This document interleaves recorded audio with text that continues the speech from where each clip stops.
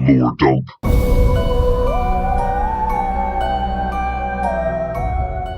The fear of the blood tends to create fear for the flesh. Hello and welcome to Lore Dump, the show where we take someone who hasn't played a game and we walk them through the full story. Oh, it's a Halloween special, baby! Yeah! I'm scared. So today we're covering Silent Hill. I'm really excited for this one.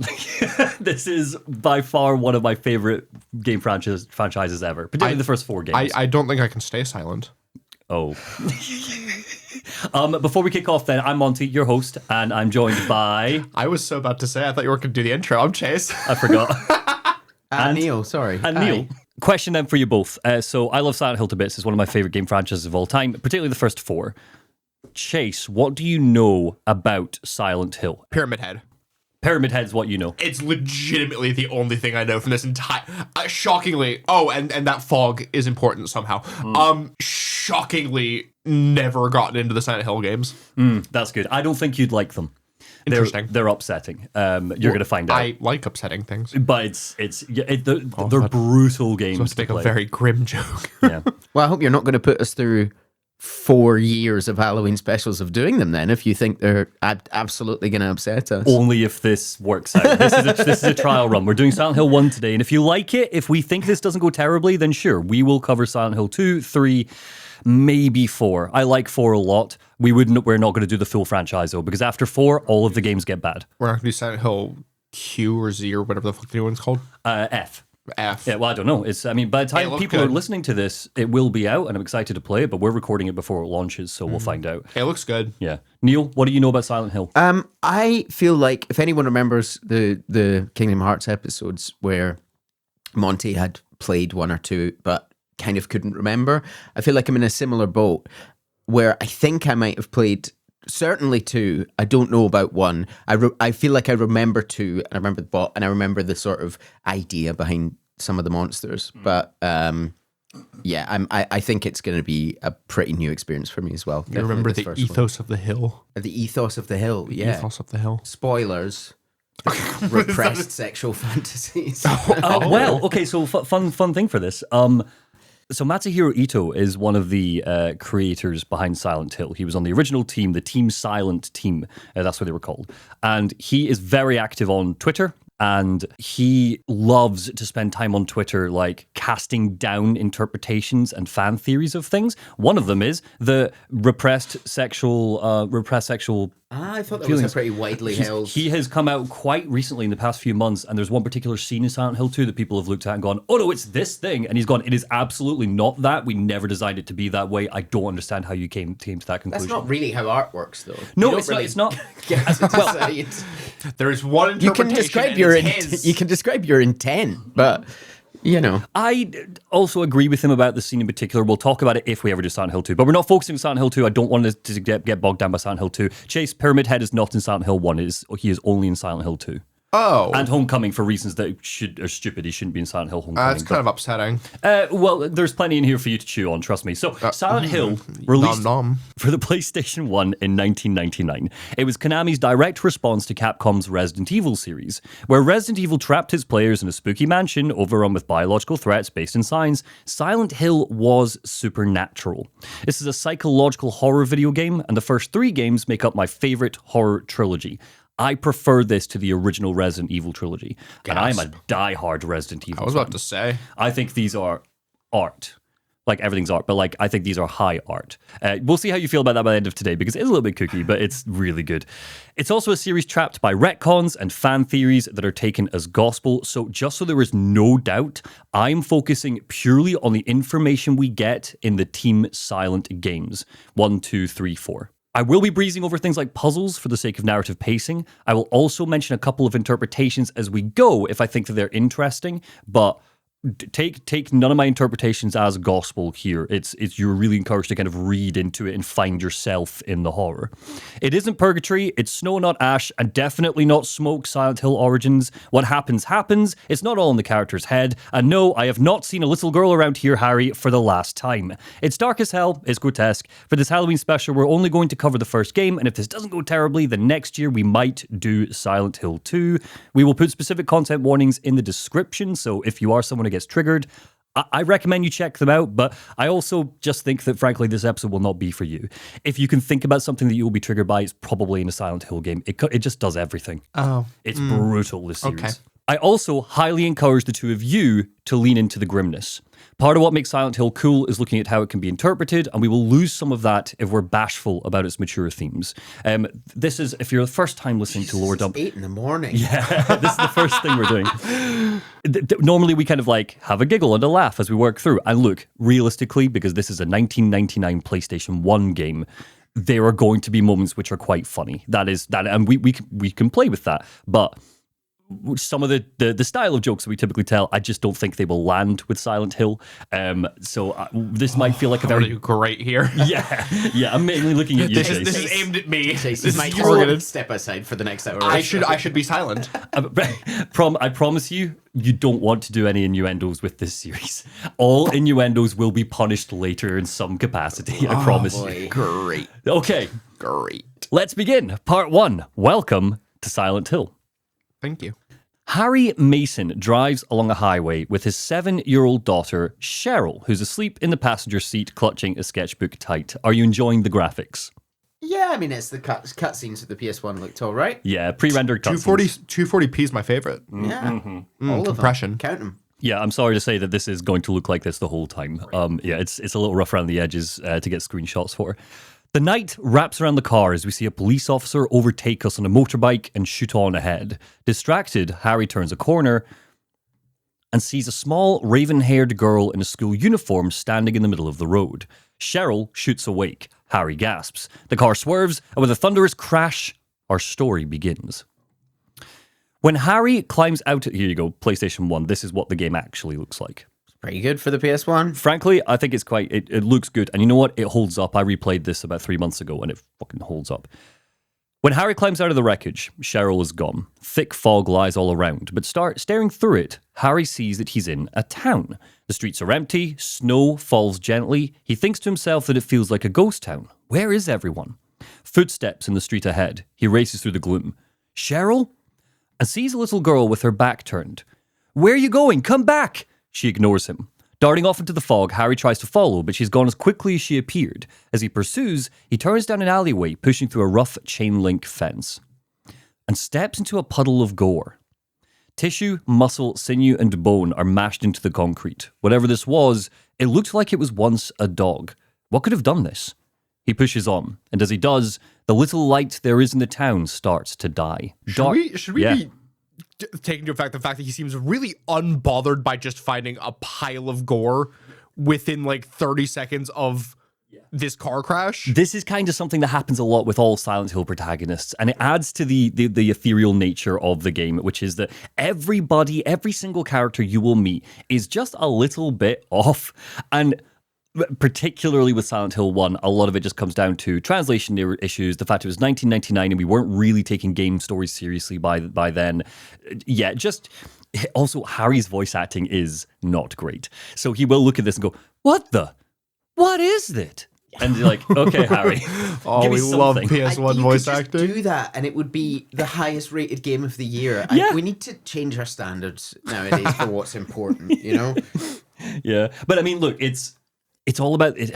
It just adds to the dreamy feel of Silent Hill, and it does add something to it. That Silent Hill 2 Remake is a great example of this, where they try to recapture that dreamy feel. And look, I think Silent Hill 2 Remake is a very, very good remake, but you don't get that dreamy, weird, eerie feeling by the way that characters interact with each other, because all the performances are so good and the writing is so good. And as a result, I do think you lose something, but regardless. So, he steps in a puddle of gore, tissue, muscle, sinew, could have been a dog. What could have done it? He pushes on, and as he does, the little light there is in the town starts to die. Darkness falls quickly. A squeaking ahead shows a discarded wheelchair lying haphazardly. A bloody hospital gurney leaks into the pavement. He splashes through sticky brown puddles, glancing at metal fencing and piping that seem to have just manifested. Everything is starting to rot and rust. And at the end of the alleyway, something waits. A bandaged figure hung from a fence by barbed wire. Its ribcage is showing. Its stomach has withered away. What's going on here, Harry mutters, pulling out a lighter and casting the flame over the body. And as he turns, they arrive. Tiny, pale figures brandishing knives step out of the shadows. We call these the Grey Children. Something really cool about, because it's PlayStation 1, it's almost like Masahiro Ito when he was designing some of the monster designs. He really lent into the fact that realistically you couldn't like show faces very clearly and add detail very clearly. So when he designed them, you'll see with like the Grey Children, no facial features. His face is all kind of like swallowed up into itself. That's because in the game, I mean, they just look like this. It's all that polygonal look. And as a result, they really lean into that with the monster designs themselves. I think it's really clever. It's really fun. Using the limitations. We love a monster with no face or eyes or yeah. Well, is that why, and I know he's not in this, is that why Pyramid Head's just a big triangle? No. Pyramid Head is a bit different because that's PlayStation 2 and it does look a lot better. But the fog is part of the reason for that. Now, the fog obviously is just part of the Silent Hill kind of feel, but it's because they couldn't load in the whole town, so they had to cover it with the fog. Baby. How very Persona 4. Yeah. So the Grey Children, they hiss as they slice blindly at the air. Harry tries to run and one grabs his leg, rasping out a warped giggle. He kicks free and turns, but a rusted fence blocks his way. That wasn't there before. He trips, and as his head hits the floor, the children climb on top of him, drooling on his clothes and raising their knives high, and he gasps awake in a diner. On the far side of Silent Hill. Was I dreaming?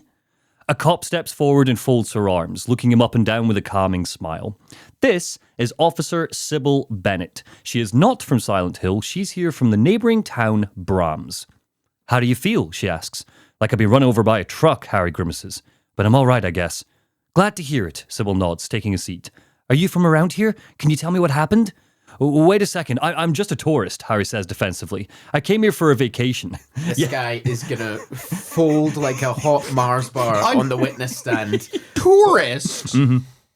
I came here for a vacation, he says. I just got here. Is there something incriminating about saying, hi, cop, I was in a car accident? Help? Yeah. Well, so he says, I don't know what happened. Have you seen a little girl around here? Just turned 7 last month. Short, black hair, my daughter. This is his catchphrase. I didn't even think about the fact that I was so put off by the fact that he's just unbothered by the gore. I didn't even think about the fact that he was unbothered by his missing daughter. Oh, and he was like, it's just, you just don't get a visceral response from him in the game, but you assume that he's quite upset. Yeah, he can care about two things. Oh no, my daughter. Where is? I think we're all moving on from the fact, it's big news, Silent Hill got its first ever tourist.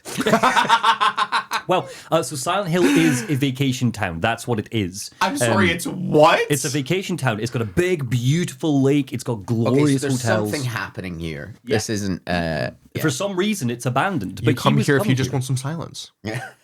They were coming to Silent Hill planning to like spend the weekend here. And they intended to come here. Yeah. Okay, I thought they just ended up here because they crashed on their way to wherever they were going. No. The plan was to come to Silent. Well, it's never stated outright, right? Again, we're talking interpretations here. But he says it's a vacation town. He says he's a tourist. He's here on vacation. Okay.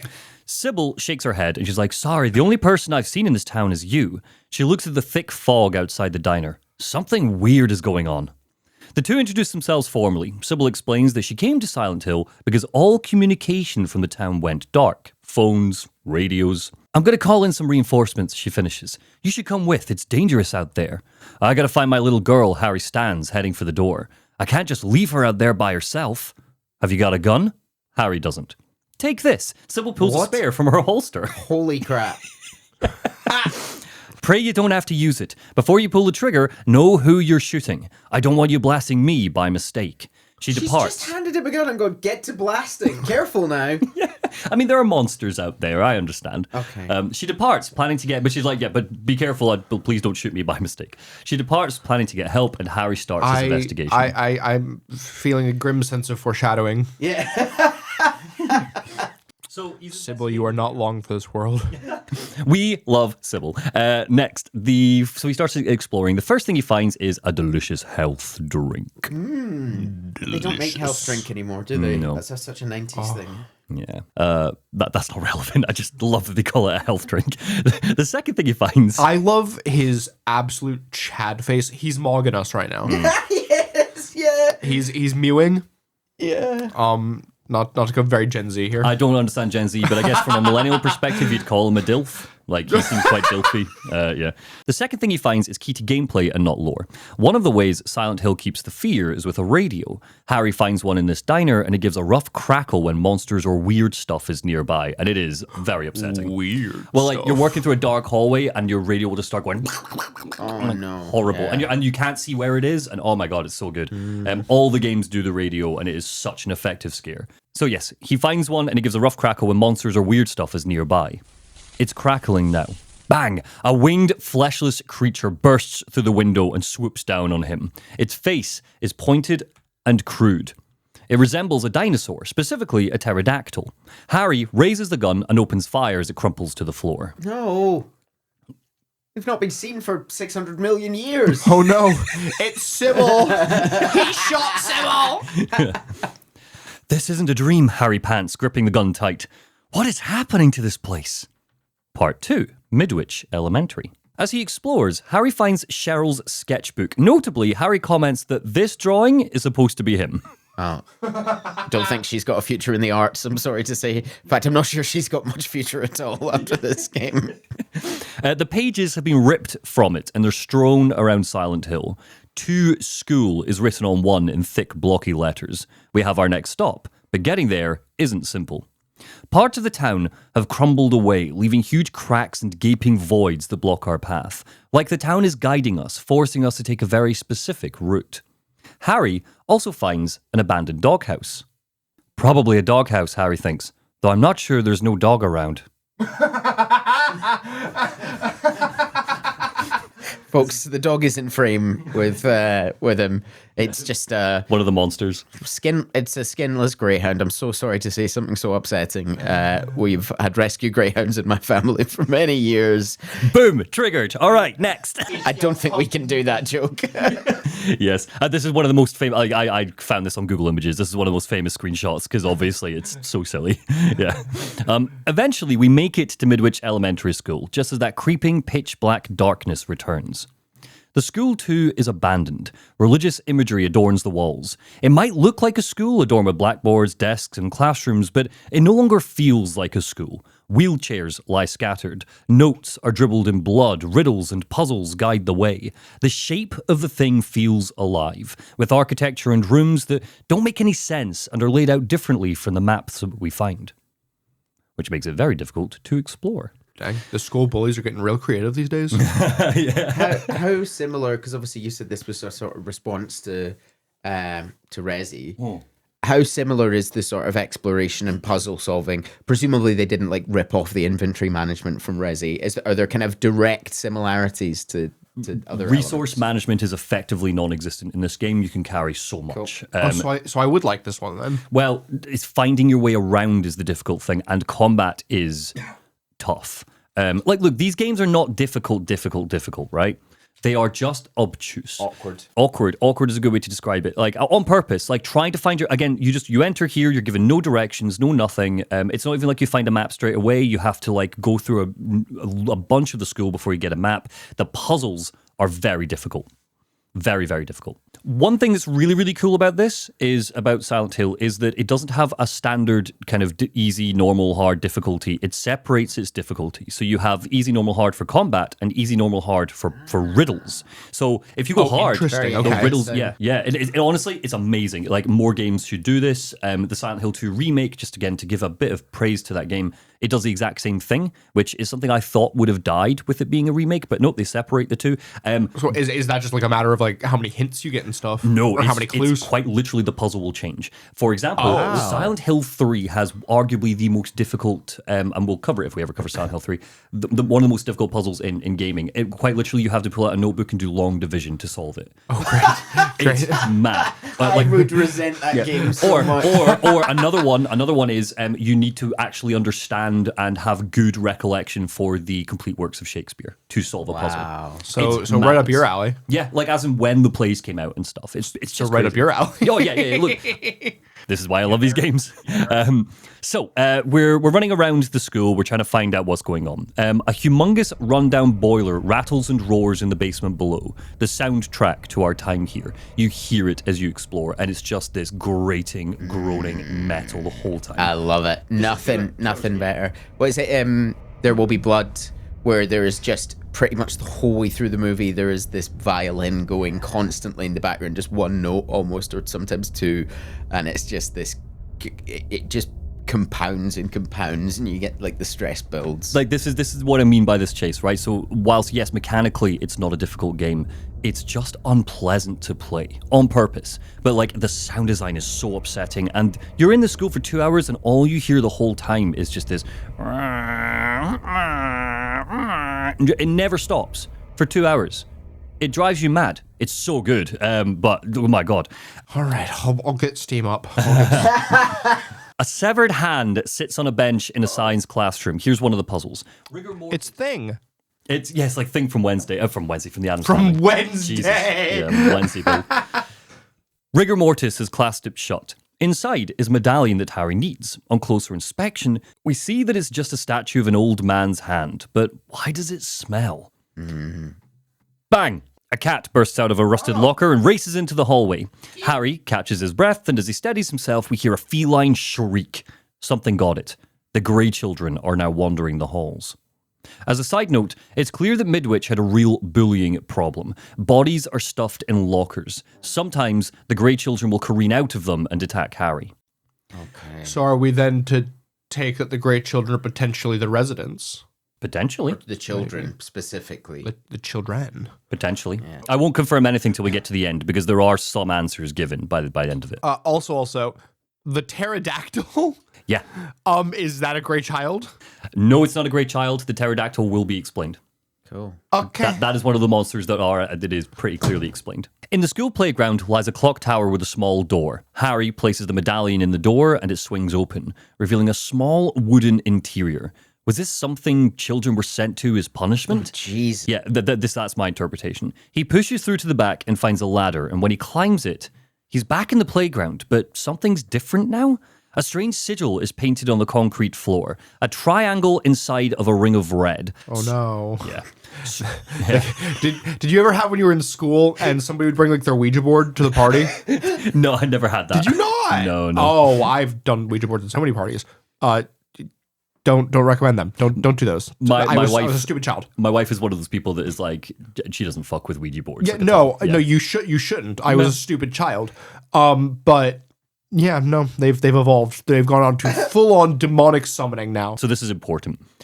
A strange sigil is painted on the concrete floor, a triangle inside a ring of red. Strange runic symbols are drawn around the ring. I will tell you this now, we don't learn it till later, but it's just going to make things easier. We call this the Seal of Metatron. Okay. Metatron. Worth noting... Decepticons are here. Well, do you guys know who Metatron is in the Christian faith? Metatron's an angel or some kind Or The- not Christian, Judaism specifically. Metatron is the voice of God, the speaker of God?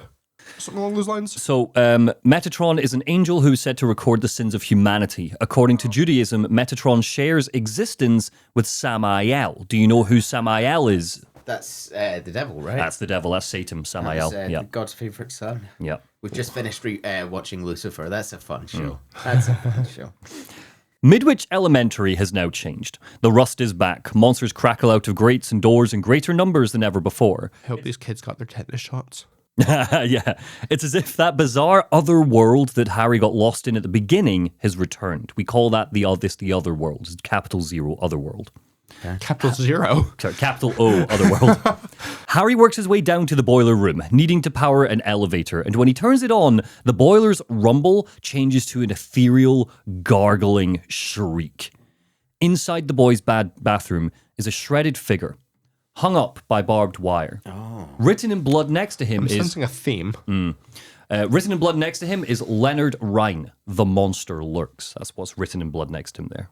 Now, I'm going to tell you this. It's got nothing to do with this game. I don't want you to read too much into it. We don't know who this person is. We never learn it in the game. The movie, it's okay, I guess, movie that has like incredible monster design and atmosphere, but just destroys the story of this game, actually gives this guy a backstory.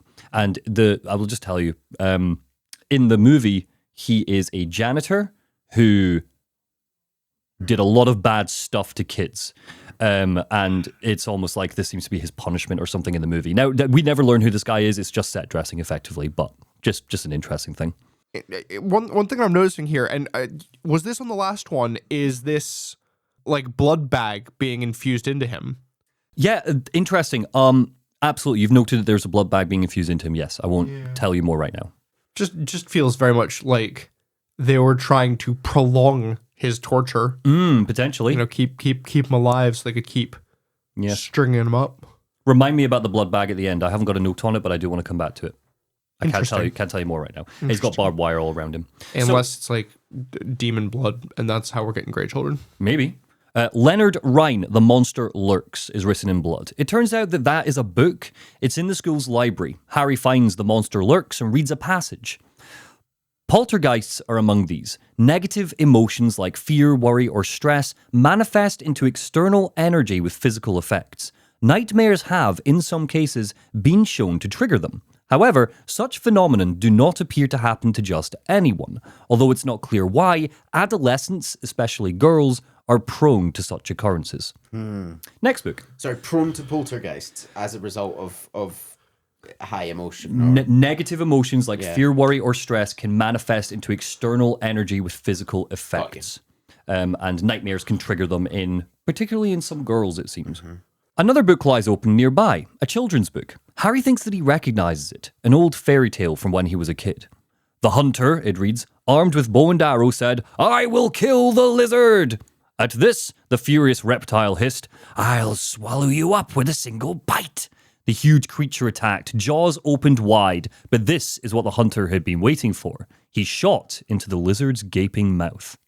Ring, ring, ring, ring. A phone rattles on a nearby table. Harry picks it up and presses it to his ear.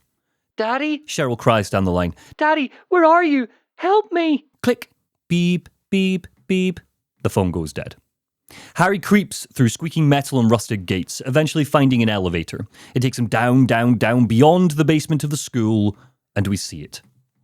A robed figure with a bag on their head lies still in the middle of a metal barred platform. Spikes circle it, propelled by a strange gear mechanism whirring underneath. The mechanism spins, and fire engulfs the body. Out of the darkness trudges the behemoth known as Splithead. What the fuck is that? A gigantic scaly creature that lets out an ethereal gargling shriek. It's eyeless, but the huge stub of its head peels back, like the entire head is the mouth. Here it is. Here's the art. Oh, I love it. Harry raises his gun. Please tell me that he's like dragging those back legs behind it. It is. It absolutely is. Yeah, the monsters are really good in this. They're all so gross. They're just fleshy boys. So Splithead's face opens up to a massive mouth. Harry raises his gun as it opens and fires. Bang, bang, bang, unloading bullet after bullet right into the mouth. Well, I thought that was going to be a call forward to the end of the game, but no, not just in the next scene. This is the lizard thing coming back. Notably, yeah, exactly. It's the lizard. It's the fairy tale lizard. You've just been taught via the fairy tale how to kill it. Might also be important for lore, we'll find out. It growls and screams again before collapsing to the ground. And as it does, somewhere far away, we hear an air raid siren whine out of the gloom. It penetrates Harry's skull and he winces. An air raid siren? You know, like back in the wartime. So I do remember. I'm more just thinking, one, isn't this game set in America? It is. I don't know if America has air raid sirens. And two, why the fuck? What? Yeah. What year is this game set in? 1983. Cold War. Oh, yeah. Okay, we're getting nuked. It penetrates Harry's skull and he winces. Darkness rushes him and he collapses. Through blurred vision, we catch a glimpse of that girl again, the one in the school uniform. She's leaning against the school's boiler, staring. When Harry awakens, a church bell tolls outside. I'd like to give her a name. Not yet, I'm afraid. That's Sally. Oh, you're going to call her Sally. I'm okay. gonna call her Sally. That's fine. That'll make it easy for us. Sally. Yeah. When Harry awakens, a church bell tolls outside. He decides that must be his next stop, but first he finds a key belonging to one of the teachers, Mrs. K. Gordon. He takes the key, heading straight for her house, and finds a dirty puddle of blood leaking from inside her garage. He can't get in, and the fanbase almost universally agrees that Mrs. Gordon's body is in there. The inside of her home has shattered plates and crockery, indicating a struggle, but the door isn't broken. She invited someone or something into her home, and they killed her. You're gonna have to explain to me how blood leaks through a steel door. I don't know. I don't know. It's at the bottom. It's at the bottom. Weirder stuff than this. You are, yeah. Not a very porous material. Why am I telling you this? So, in case you want to get a sense of just how messy the canon is, Silent Hill Origins, which is a prequel to this game that is not canon, later retcons Mrs. Gordon and turns her into Mr. Gordon. Ah. Oh, okay. It's so Why? Because that game is so irritating. That's why. And it's the reason why there are things like people think that the fog is smoke, for example. It's really frustrating because it just completely goes against a lot of the core bits of this. Smoke. Is it just trying to go like, oh, Silent Hill's on fire? Pretty much. The movie explains that it's an old mine that's been forever burning. There is, but like it's not. And I understand the reason why you might think it's fog, and I won't go into it right now, why you might think it's smoke. I understand the artistic idea behind it being smoke. I still hate it. It's just fog. It's just spooky ghost fog. Just let it be spooky ghost fog.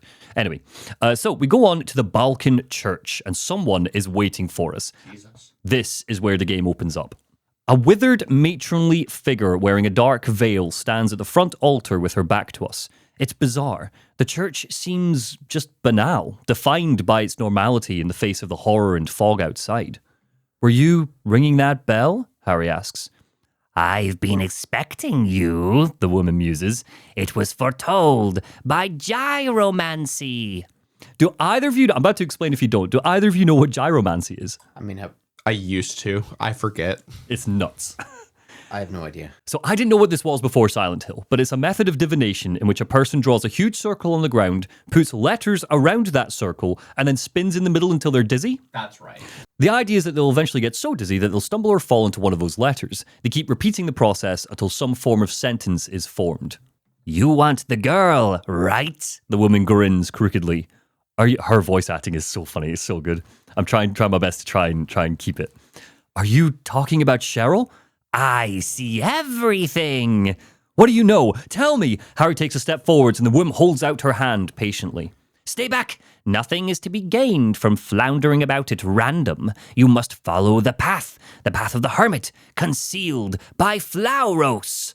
By what? What are you talking about? The woman reaches into her shawl and pulls out a strange object. It looks like a small rusted pyramid. Here, she says, giving it to Harry. The Flauros. It's spelled Flauros. Huh? A cage of peace. It can break through the walls of darkness and counteract the wrath of the underworld. Of course. It will help you. I think this lady might be the sanest one in this town. It will help you. Now, make haste to the hospital before it's too late. And with that, helpful. She leaves, smiling to herself. She's been extremely helpful. And may I say, a very attractive older woman. I'm really attracted, honestly, by the fact that her face looks painted onto a piece of stone. Yeah, yeah. Yeah, she's great. What really is depth and facial feature when you can just have absolutely a drawing? Yeah, and she's obviously a woman of God. Oh, of course. Yeah. Oh, yeah. She absolutely is. Yeah, yeah.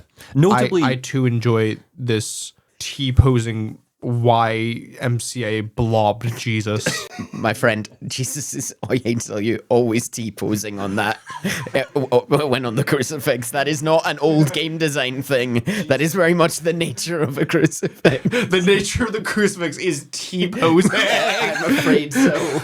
The mystery of Catholicism has been discovered. I'm going to enjoy this moment because it's the only time I'm going to laugh for the next half hour.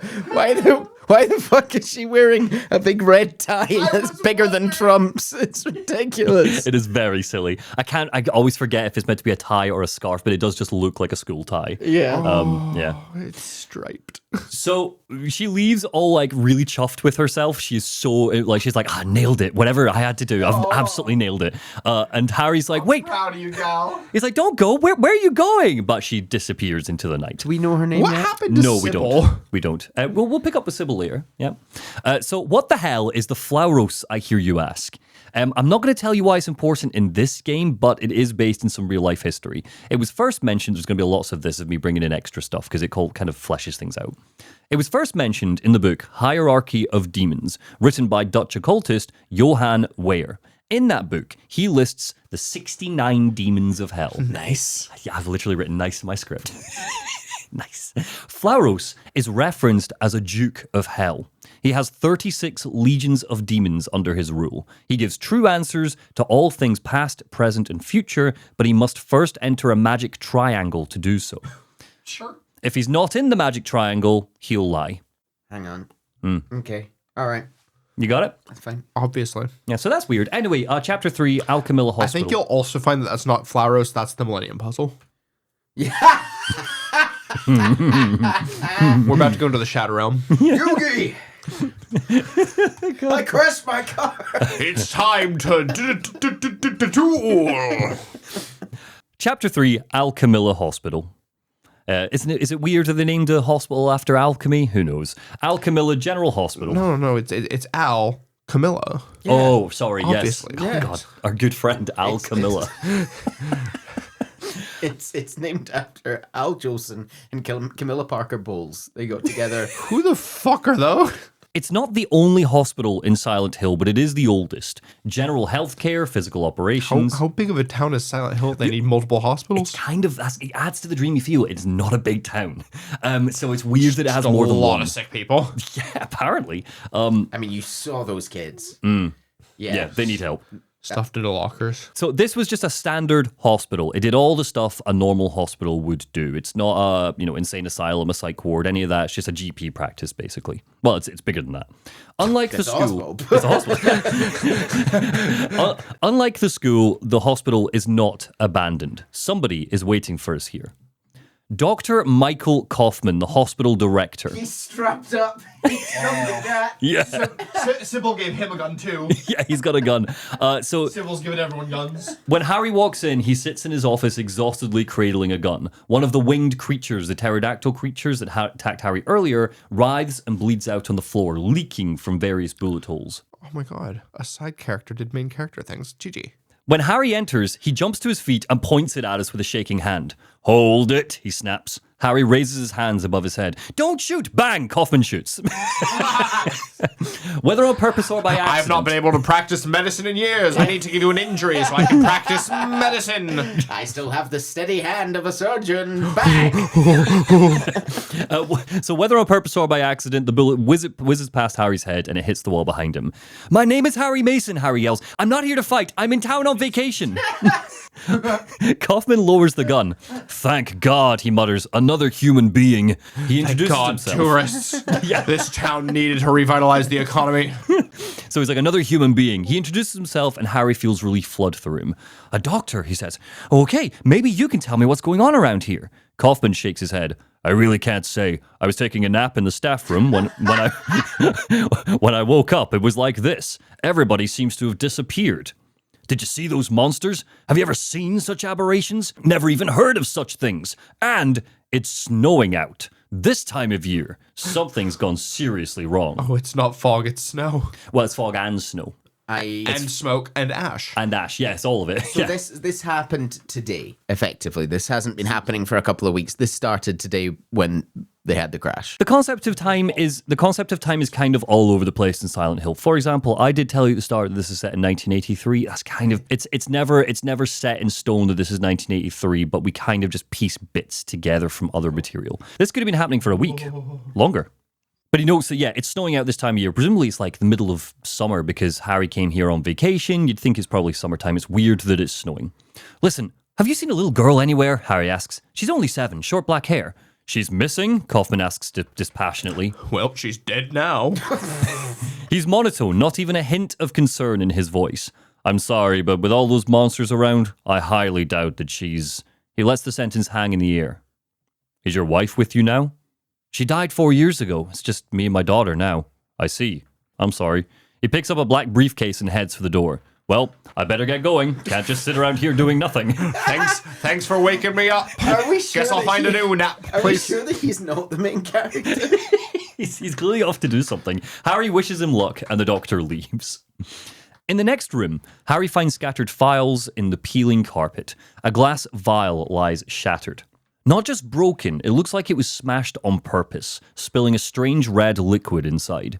Something unexplainable stirs in Harry, and he feels compelled to collect the liquid. He pulls out a plastic bottle and scoops up what he can. We don't learn this until later, but just to keep things clean, I'm going to tell you that this liquid is called the Such an annoying word to say. The Agliofotis. The fuck what? The Agliofotis. Someone in the comments is going to go, that's not how you pronounce that. See, I'm a lot more bothered by the fact that he is trying to scoop up a liquid on a carpet with a bottle. It is a bizarre thing for him to do. You said, this is a sort of compulsion that comes over him. Pretty much. Like, you as the player kind of like examine it with X, and Harry's like, put it, and then it comes up, the game kind of comes up, put it in the bottle?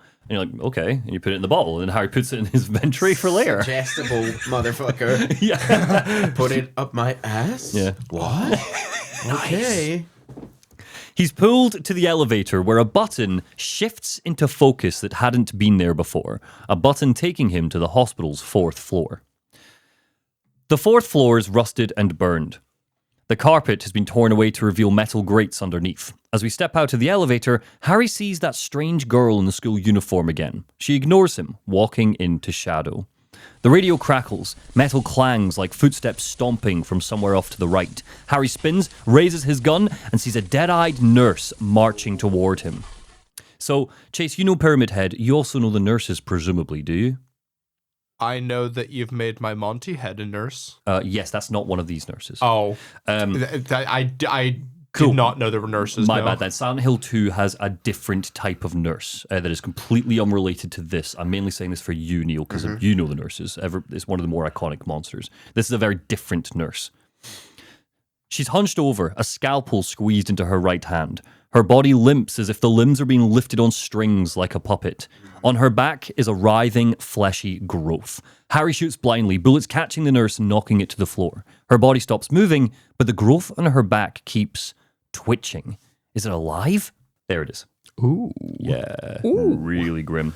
It seems that all of the medical staff have been infected with these strange growths. Various doctors and nurses wait for us in closets, surgical rooms, and offices. Harry explores blindly, his radio roaring at him to leave this place, but eventually he finds a storage cupboard with something strange. A trap door covered in strange tentacular vines. That's hell. They shudder as he casts his lighter over them, as if asking to be burned. Collecting some rubbing alcohol, this is one of the puzzles. He pours it over the vines and torches it. The fire blazes as they writhe and twist, opening a passage into the basement. Wait, the basement? From the 4th floor? I thought we were on level 4. Harry descends, and in the basement he finds 2 rooms, hidden away, kept secret. In the first lies an abandoned gurney covered in festering sheets. A blood-stained videotape is waiting to be collected. In the second is a room once dedicated to a patient. What is this, Harry wonders, looking at the hospital bed, the abandoned IV drip. This is different. It looks like someone's been here. You noted the IV drip in the body earlier. These are connected. I see. And now we sort of know almost textually that the nurses have been infected with something, right? Something got the nurses, yeah. A key and a photograph sits next to the bed. A girl in a school uniform with raven black hair. We finally get her name, which is Alessa. Not Sally, Alessa. So there you go. You got your new name. I am going to ask you to call her Alessa because she is so important. Is this graphical stuff, or is this a black and white photo? Is this supposed to be old-timey, or is it just vague? Is this a schoolgirl from a long time ago, or is this, Let's say a relatively long time ago, but we're not talking like Victorian era or anything. Are we also meant to take notice that Freemason's daughter is also a schoolgirl with short black hair? Yes. So she looks quite similar to Cheryl. I'm working on something. I'm cooking. My current theory involves time travel. Okay, mine does. My current theory involves the deceased mother. Oh, mine is just the fact that is You think that's his daughter from the future? Freemason's daughter. Cool. Harry Mason. Freemason. You're going to show that man some goddamn respect. We're gonna get this. There'll be something in the algorithm about Freemasons. In the corner of the room is our first and only working television. A VCR is plugged in, the slit in its plastic cover waiting hungrily for a videotape. Harry slides the VHS in. Oh, I don't like that you called it a slit. Slit? I'm going to be gross. Silent Hill, baby. Slot.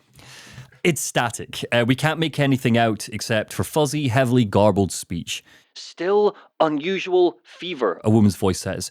Don't get pulse, skin is, even when I change. Why? Child. Won't tell. Please. Goosebumps crawl over Harry's skin and he heads out of the basement, taking the key that eventually unlocks the hospital's examination room. He shines his torch over the room and a shuffle of movement catches his eye. This is your avatar. A nurse with long, dirty auburn hair, dressed in a red cardigan, is cowering under a desk. When she sees that Harry isn't a monster, she bursts out of her hiding place, racing toward him. Smelly nurse comes out. Dirty, smelly nurse.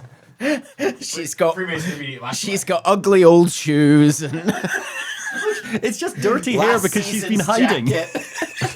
Shouldn't have said it was dirty hair. Covered in disease. So she Plagued. She bursts out of her hiding place and races at Harry and wraps her arms around his shoulders, burying her face into his chest. Who are you? Lisa Garland, she says, taking deep breaths to calm herself. Yours? She kind of whispers her lines. It's really interesting delivery. Harry introduces himself and Lisa steps back, hugging her arms. What's happening here? Where is everybody? I must have gotten knocked out, but when I came to, everyone was gone. It's awful. Harry sighs with frustration. So you don't know anything either. Great. He flops down on a chair and stares at his gun. So it's the only people who are okay are the ones who are taking little naps. Seems it. Yeah, I've never really pieced that together before. This is a powerful statement in favor of slacking off at work, folks. Get to napping. I mean, Harry, every single person who has survived so far has said that they were taking a nap when this. Or not. Oh, she did say knocked out, didn't she? So maybe that's what you would say if you thought your boss was listening. She says, I must have gotten knocked out. When I came to, everyone was gone. I must have gotten knocked out by overwork and burnout and tired and EP. So Harry stares at his gun and says, I just don't get it. It's like this is all some kind of bad dream. Yeah, a living nightmare. Harry asks if Lisa's seen a little girl running around here, short, black hair, 7 years old, etc. Lisa hesitates. She's your daughter? She stops herself. I can't say that I have. I was unconscious all this time. I'm sorry. Bitch, you've already let on too much. You can't backtrack now. Terrible lying. Harry asks about all the weird stuff in the basement, the tape, the bed. Freemason is just unbothered. Moves on. So he's like, what about the weird stuff? And Lisa's like, no. Why? Is there something down there? Harry squints. You don't know? Don't you work here? We're under strict orders never to enter the basement storeroom. What's down there?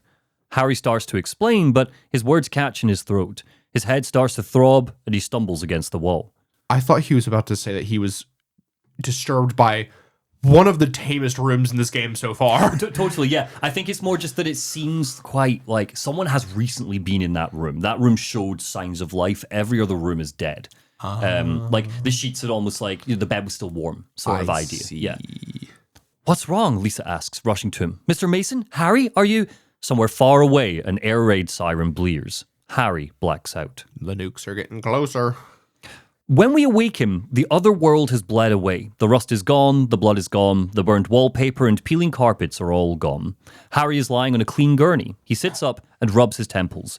Meeting Lisa felt different, like a dream. Meeting me always feels like that. You are too late, a withering voice says. Harry leaps to his feet. You!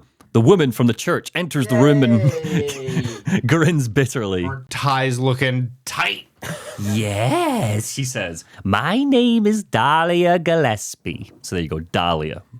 Harry Pretty demands name, answers. named after a flower. Lovely. Named after a flower, absolutely, yep. Is that relevant? Who knows? Harry demands answers, and Dahlia replies in riddles. What's going on? Darkness, she whispers. The town. She's such a pantomime We character. must unlock it with a key. The town is being devoured by darkness. Strength must overcome petty desire. Childish sleep talk. I knew this day would come. What are you talking about? Believe the evidence of your eyes. She leans in. Go to the other church in town. That is your destination. It's beyond my abilities now. Only you can stop it. It's beyond my abilities. That one's not a Catholic church. I can only enter Catholic churches. That one's Protestant.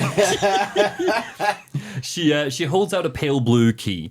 Have you seen the crest marked on the ground all over town? Harry nods, remembering the symbol he saw in the school. What does it mean? It is the mark of Samael, Dahlia says, like she's explaining the weather. Do not let it be completed. And with a whirl of her shawl, she's gone. Bye, legend. She's my favorite one. She's also absolutely the one who's been putting these fucking marks everywhere. She's Dahlia Gillespie. How many demons is she already possessed by? She is, she's a lot. Dahlia Gillespie. Chapter 4, Green Lion Antiques. The Green Lion Antique Shop is full of decorative antiques. It once belonged to Dahlia Gillespie and Harry's next stop, using the key that she gave him. This is a good example. Before she found God. Before she found God. Satan, maybe? Is she a Satanist? Are we agreed that she's the baddie? Wait, hold on. What makes you think that Dahlia Gillespie is the baddie?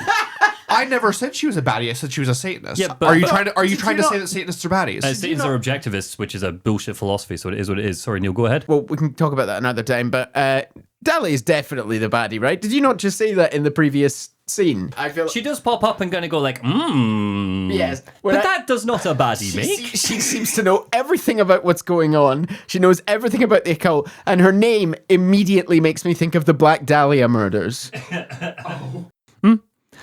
Maybe. I mean, she'd be very helpful. She's giving him keys and she's telling him what to do. She gave him the Flauros. She's directing him. And the Which, Flauros? has the Flauros done anything yet? Would you kindly... Is the Flauros going to do anything? It will do something later, but right now it just sits in your inventory. You can go in and look at it at any point, but it doesn't do it. Would you kindly head to the next location for me? That's Would you please kindly head to my antique shop? my evil My antique personal... shop. Which also, I'm sorry, are we... Have you... I've been in many an antique shop. I don't think any of them are large enough to house an entire video game level. Yeah. An entire church. That's what she said. You need to go to the other church. Here's the key to my antique shop. Okay. Wait a second. What? This is a good example, actually, of like how obtuse the game can be. So Dahlia says, go find the church, gives you a key to her antique shop, and you are not given any instructions about what to do next. And you're just back into the town. There are monsters, there's fog, and you got to find her antique shop. But while he goes, he finds that next door to the antique shop is Mushnik's florist. You can't see it here, but a sign in the window says that a new plant is coming soon. Oh my god. Do you nerds want to explain that for anyone who... Chase, this is your domain. Go ahead. This is my domain specifically. Oh, this is a good old Little Shop of Horrors reference, baby. Yeah. That's so funny. What a geeky reference. Do you want my theory that I'm working on? Oh, you got a theory. Hit me. Okay, right. So we know that sadly Harry's wife is no longer with us. Yep. We know that we've seen this mystery little girl who looks a little bit like Harry's little girl, who was presumably who made their car crash and, you know, kicked off the events maybe that are happening here. I think that might be what's his daughter's name? Cheryl. I think that might be Cheryl's mother. Okay. And You think Alessa is Cheryl's mother? yeah. Okay. I think Alessa is Cheryl's mother. And for some reason, Dahlia wants them here. Okay. An interesting theory. I won't confirm or deny. What I will tell you is this has nothing to do with your theory, so don't read into this. The movie, the Silent Hill movie. So in the movie, it is Cheryl's mother who is the main character who is looking for her in Silent Hill. Harry Mason is in the movie, but he is back home, and you'll never guess who plays Harry Mason in the movie. Chris Pratt. Sean Bean. Ah. He's good. And they kind of do a thing where kind of like in the real world, because Sean Bean tries to like call their cell, can't get through, and he's like, what's going on? And Sean Bean basically goes off on an investigation in the real world, like on the outside of Silent Hill, to Why is he learn more. not in Silent Hill? Because the director thought that horror movies are scarier if a woman is the main protagonist because women are gentler. That's something that the director said. That director is handling Silent Hill 2. Neil, you know why that's problematic. That director should not be handling Silent Hill 2. The movie of Silent Hill 2. But yeah, not great. Those bastards took my daughter. Yeah. He's I think he's doing an American accent, if I remember rightly. He's good. He would have been a good Harry Mason. He's a very good actor. He would have been a much better James, personally, for Silent Hill 2, Yeah. but that's by the by. So, next door is Mushnik's florist. We head into the antique shop. It was Dahlia's workplace, but not her passion. Her true love is buried in a secret passage behind a bookcase. The devil. As Harry finds it, a familiar voice sounds behind him. "What is this?" Sybil Bennett says. Harry jumps out of his skin. That's not the gun. Yeah. Can't help but notice that the carpet on the floor of Dahlia's shop is a big circle, a bit like the seal. Yes, yeah. So Harry jumps and he pulls out his gun and he points the gun at Sybil and he's like, "Oh, Sybil, you scared me. What are you doing here?" She goes, I literally told you not to shoot me. It's like the only thing I told you when I gave you the gun. He's like, "Oh, I thought you left town." Because remember, Sybil was meant to go back to try and get reinforcements. He lowers his gun as she approaches, cold sweat running down his back. "Well, I shouldn't have left you," Sybil says. "Things are worse than I thought. It's nuts out there. I couldn't get out. All the roads are blocked. Cars have suddenly stopped running. Phones and radios are dead. We're trapped here." Bear in mind, phones and radios are dead. your radio. Yeah, except for the monster radio. Harry asks about his daughter, and Sybil actually has some good news. She did see a girl, but she only caught a glimpse of her through the fog.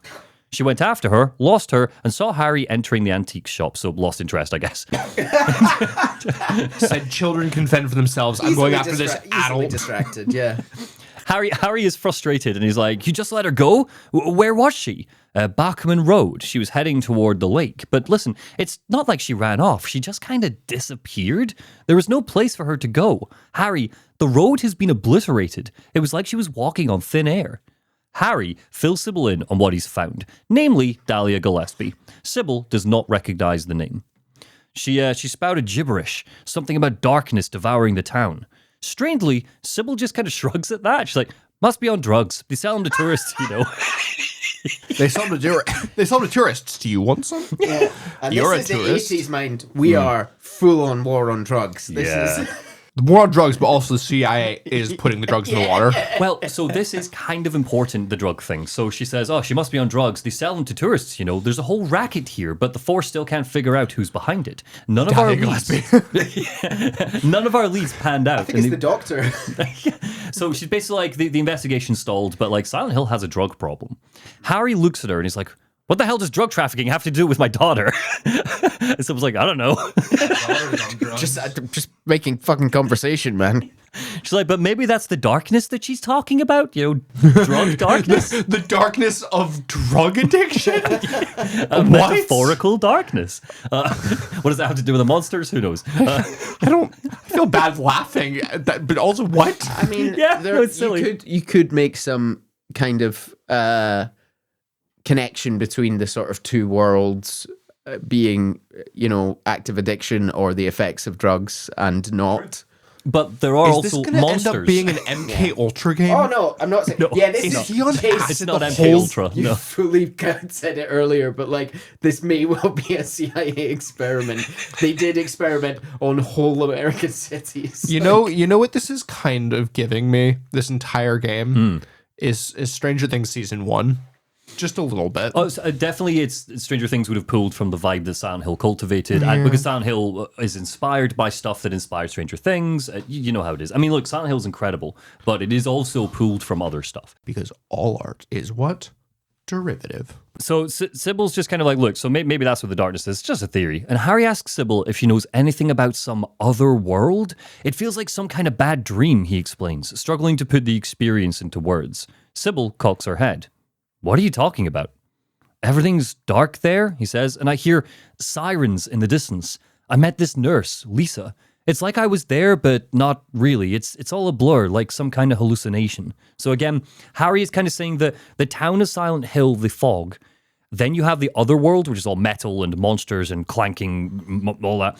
And then wherever Lisa is, he seems to think that's a third place. Oh. Yeah. He's like, it's different from the other place. It felt like a dream. So odd. I have no idea what you're talking about, Harry, Sybil says. For some reason, she only sees the fog-covered town. She peers at the hole that Harry's uncovered, and the pair decide to investigate further. It seems like there's only enough room for one person to squeeze through, so Harry heads on, with Sybil promising to cover the rear.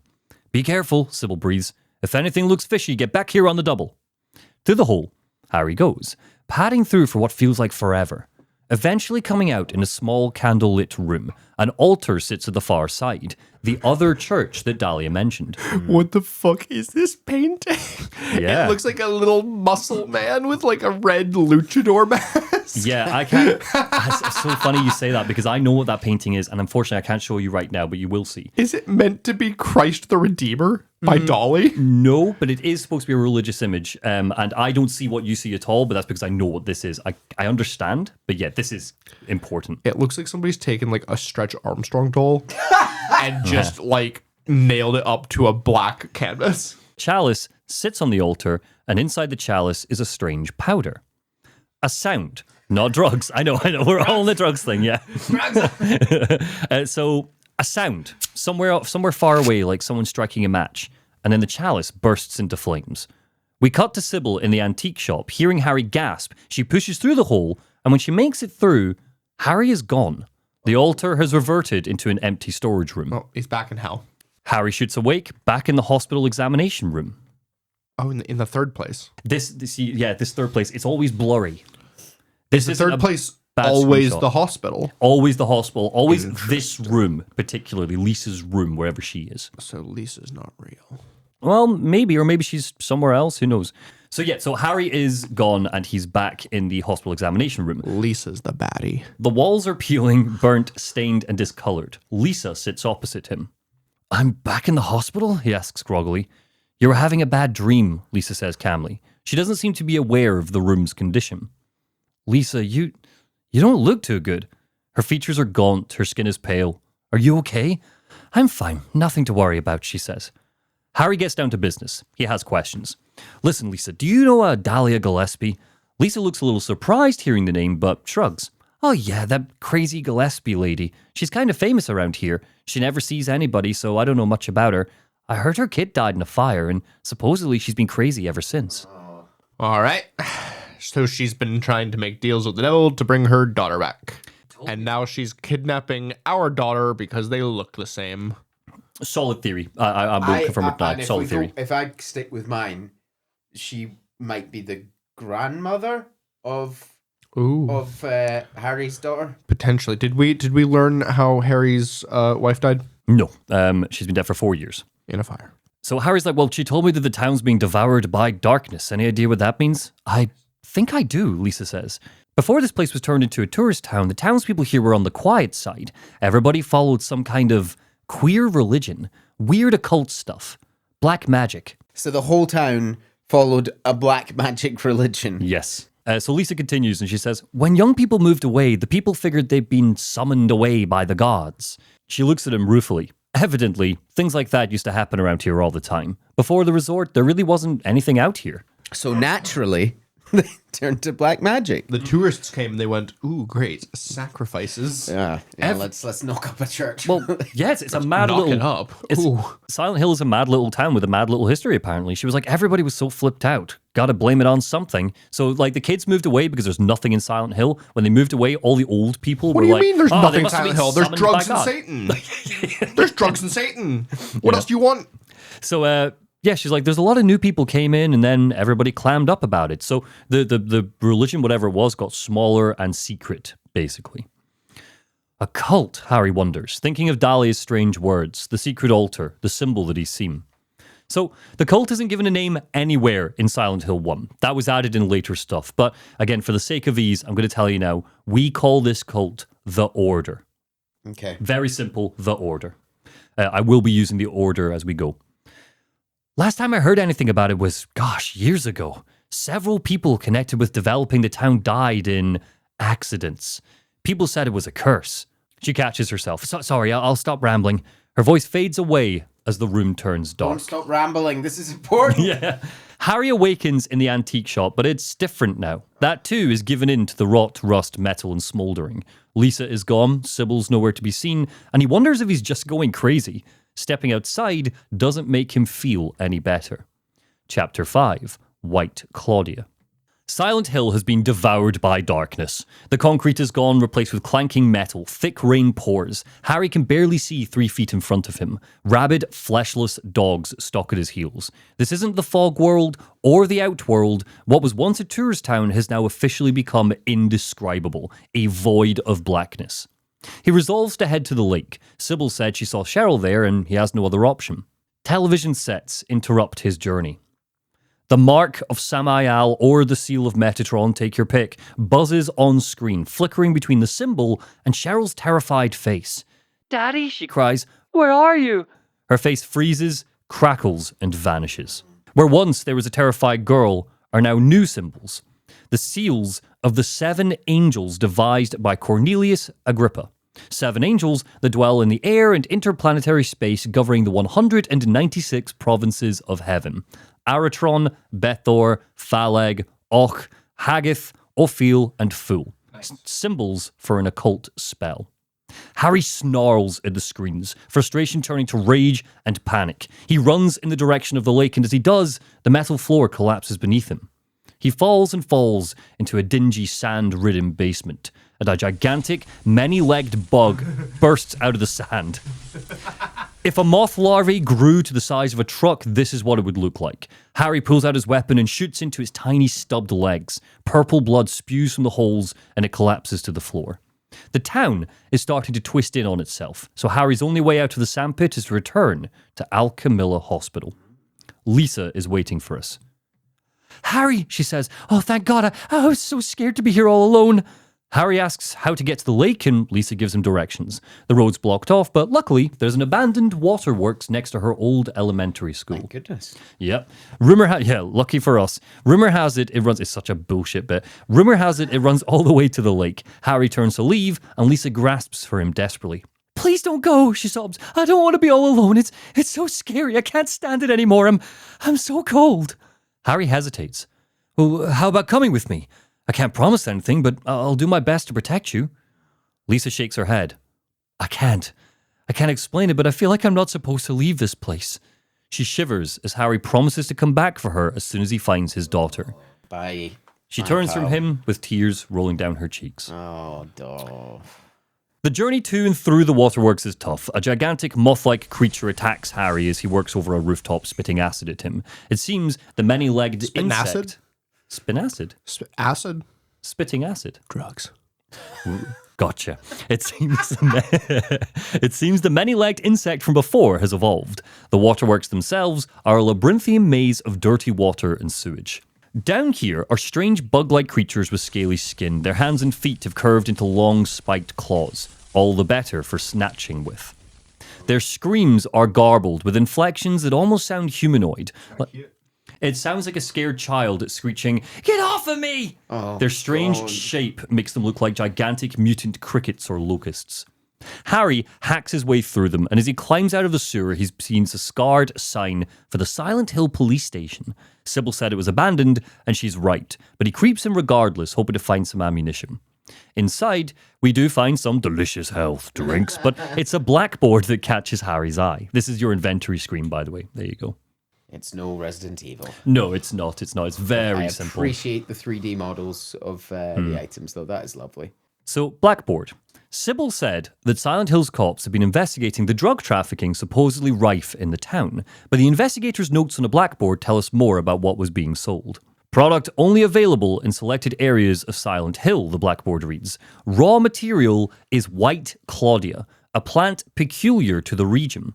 Is it manufactured here? Is the dealer also the manufacturer? So that's definitely the white powder that was in the chalice, right? I will tell you now. From Dahlia.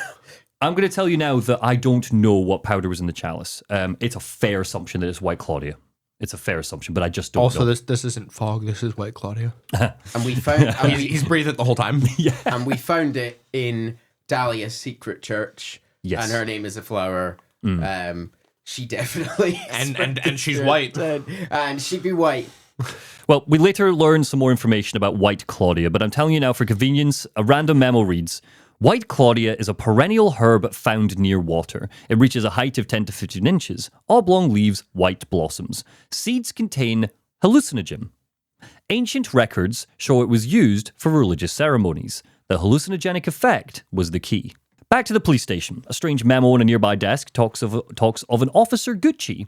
Apparently, he died... Officer Gucci. Officer Gucci. Aw, We're gonna Gucci. slip that one past Chase. Apparently, he died under suspicious circumstances. You'll remember Elisa said, like, some important people in the town started dying off through, like, accidents or something. But the coroner has ruled it natural causes. Is the mysterious cult Lisa told us about killing people? As he exits the station, a roar to the south. A man's cry for help. We race over to Annie's bar. Inside is Dr. Kaufman. One of the scaly creatures is gnashing at his face with gigantic spiked teeth. Harry opens fire, popping the creature's head like a grape, smearing Kaufman with blood. You okay? Delicious. Yeah. Yeah, delicious. Yeah, he coughs. I guess so. You cough, man. Thank you.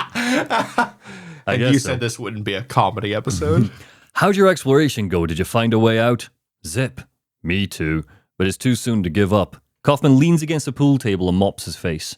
I mean, a military rescue squad should be here any time now, right? He eyes the door and grabs his briefcase. Why does he assume that?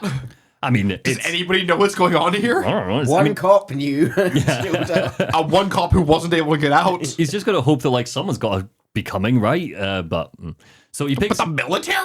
Well, I mean, there's monsters inside You the remember, hill. given you the remember CIA Resident Evil? Yeah, this would be a military operation if this was real and the government knew That's what I was about to say. Given the CIA's doing this, the military's probably watching it. Okay, yeah. So he eyes the door, grabs his briefcase, and is like, I better go. There's no time to be flapping our gums. Which everybody has such weird turns of phrase. Harry's like, wait, strange question, but do you know a girl called Alessa? Kaufman doesn't look back as he exits. No, he says simply. Sure, I believe you. Yeah, it doesn't even stop, just leaves. As he leaves, we see he left behind his wallet and a key to a motel room. So we grab that shit right away. Inside the wallet is a picture of Alessa. Yeah. So no, the key to a motel room. Absolutely, we grab that right away. And this is a lot of what I'm covering in this chapter is a lot of the extra stuff. You don't need to do any of this to roll credits. Oh. No, like you can miss Kaufman altogether. So and all the information about like the about the police's investigation into White Claudia. I do like that several town officials, including the guy who was investigating the drug problem, died. And rather than them bringing in more reinforcements from other bigger towns, they went, might as well shut down the police station then. Yeah, pretty much, yeah. Again, yeah, small police force, maybe like 3 people. Harry scoops up the key, tries to follow after Kaufman, but he loses him in the darkness. Because he's a good guy who totally has time to kill, he decides his journey to the lake can wait. First, let's check out the motel. It's perfectly normal but abandoned. At the checkout desk is a diary that was kept by the receptionist. August 20th.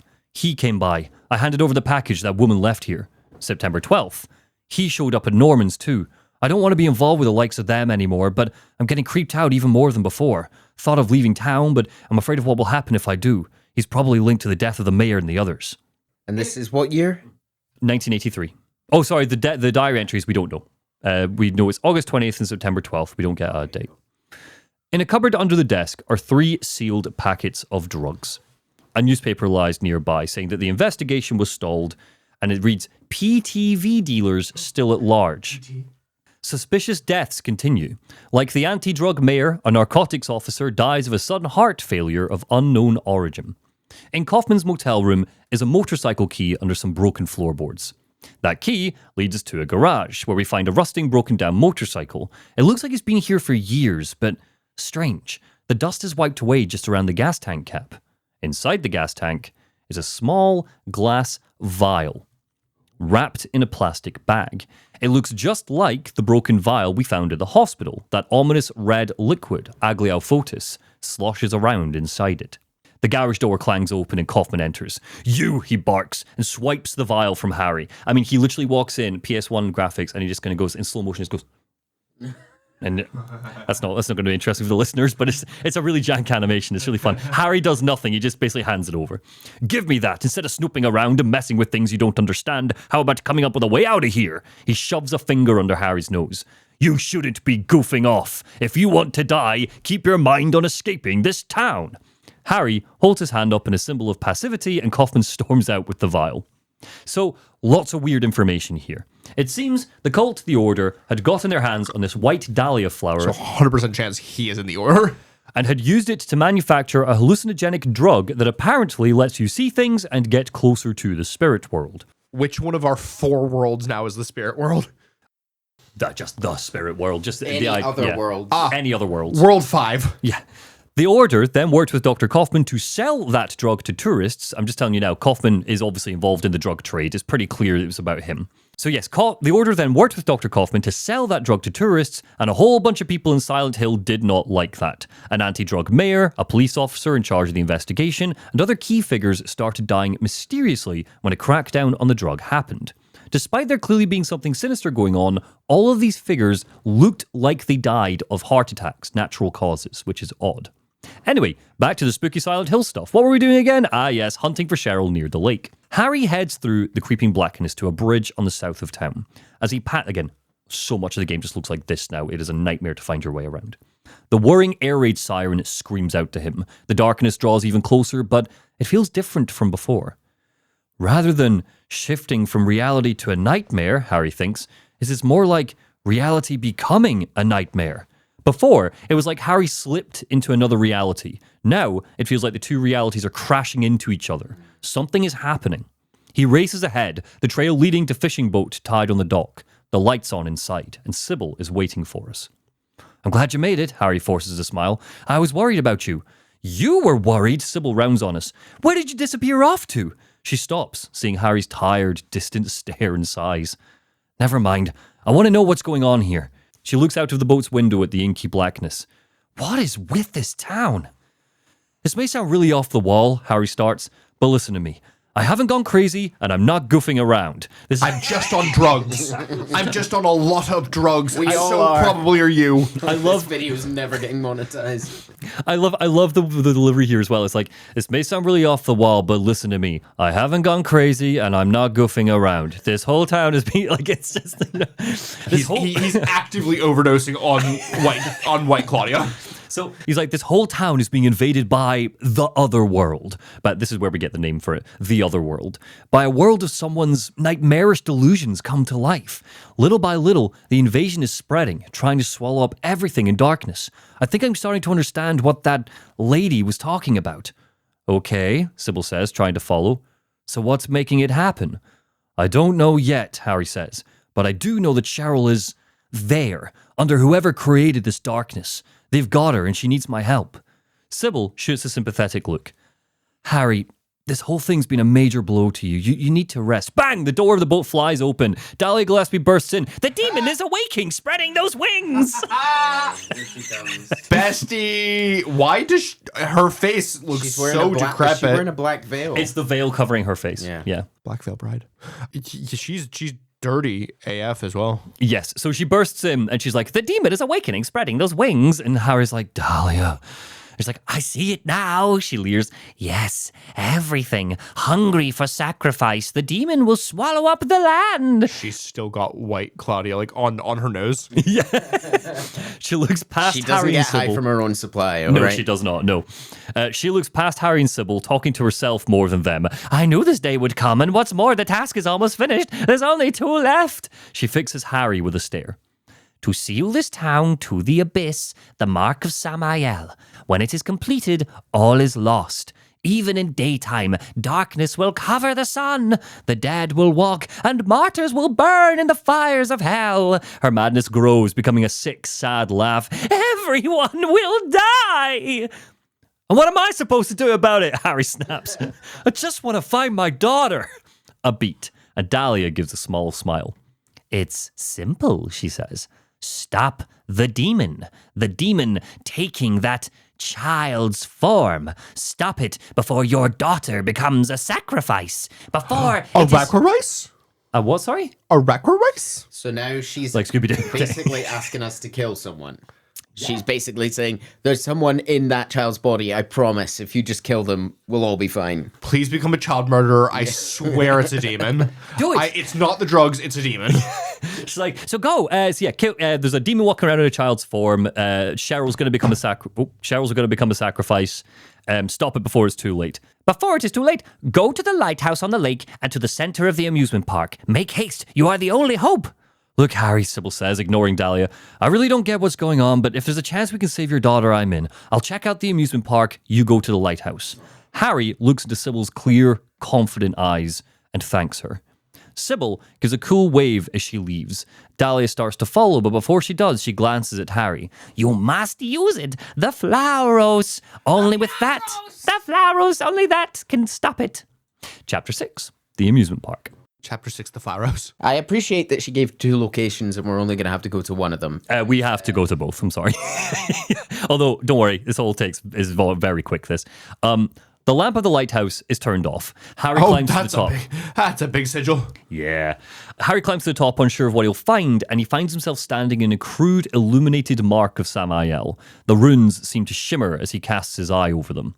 The girl in the school uniform, Alessa, stands a few feet away watching dispassionately. That's not a girl. That is like a 20-year-old woman. Yeah, so you're absolutely right. In cosplay? Yes, so Alessa, she's not like a 7-year-old girl like Cheryl is. Alessa is like a teenage girl, or maybe even slightly older.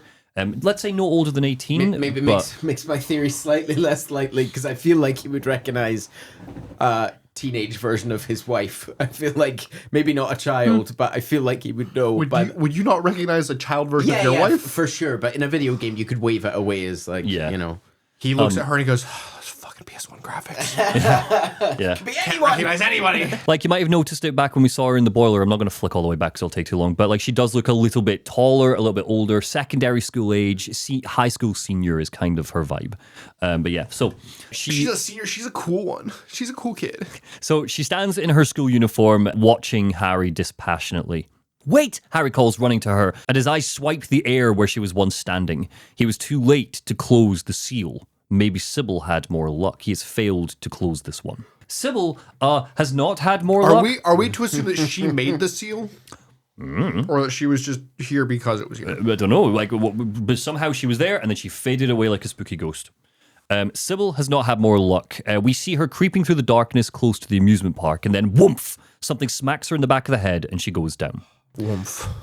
Grey children wander aimlessly through the lakeside amusement park when Harry arrives, shrieking, squeaking, and giggling. They're just here to go on the rides. Everyone needs a day off. Harry bats past them, They're scanning. here for the ice cream. So he's looking for Sybil, and he eventually arrives at the Happy Carousel. Does he get to go on a roller coaster? No, he doesn't. Oh, thank God. Harry finds her passed out in a wheelchair that's been pushed onto the carousel's platform, and Sybil doesn't acknowledge him. Limply she stands, and we see that her eyes have glazed to a burnt red colour. Her mouth opens loosely, each limb moves as if she's being puppeted. Her right arm raises, and she fires her gun. The bullet hits a carousel horse next to Harry, and he dives for cover. The thing that was once Sybil drops the gun and stumbles toward him with her arms outstretched. She doesn't say a word, preparing to choke Harry, to pop his eyes from his skull, and, without thinking, Harry opens the plastic bottle full of the Agliofotis he collected from the hospital and douses Sybil in it. It coats her and sizzles. Her clothes are unaffected, but her skin fries as it makes contact. She screams and collapses to the floor. This is a boss fight. It's a very difficult boss fight. What I've just described to you of Harry throwing the Agliofotis, as one way the fight can end, is the canon way the fight ends. But if you don't think to do that, which really, why would you? You shoot and kill Sybil, and Sybil dies. It's a difficult fight because Sybil is just like stuttering around in the dark, and the carousel moves, so she's hiding behind horses and stuff. It's a really creepy moment. It's a really good fight.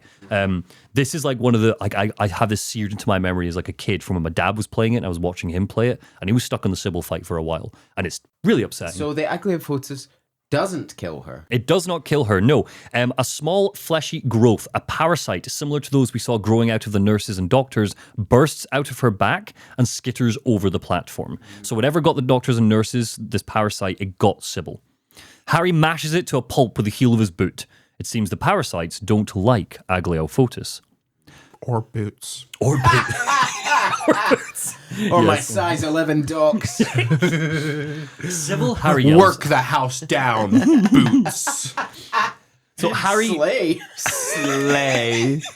Queen. Harry rushes to Sybil's side. Harry, she slurs, what happened? Shh, don't talk, it's okay, I'm going to take care of you. That thing, by the way, is bigger than any of your internal organs. She is dead just by virtue of it leaving. Yeah, I think maybe it's not like inside her, it's like latched onto the back with suckers, is what I'm assuming, I don't know. The two rest by a carousel horse and Harry treats her wounds. Harry, why did they take your daughter, Sybil asks. Why her? I don't know, Harry says, preparing a bandage. Cheryl isn't even my biological daughter. Oh, come on. I actually haven't told her yet. She probably already knows it. I was going to tell her on this trip. Yeah. She probably already knows anyway, though we found her abandoned on the side of a highway. For fuck's sake. Nobody knew where she came from. We didn't have any kids of our own. My wife was sick, and it doesn't matter now. This feels like such an 11th hour twist. Yeah, it really does. Were there many hints of this? There was no hints of this. This is the first time you hear of it. I don't know how I feel about this. That's fine. We took Cheryl in, and I'm starting to think there might be some connection between her and this town. He finishes treating Sybil's wounds. But I'm her father, and I'm going to save her, no matter what. Harry leaves Cheryl in a safe place He's and not the journeys on. dad. He's the dad who stepped up. Yeah.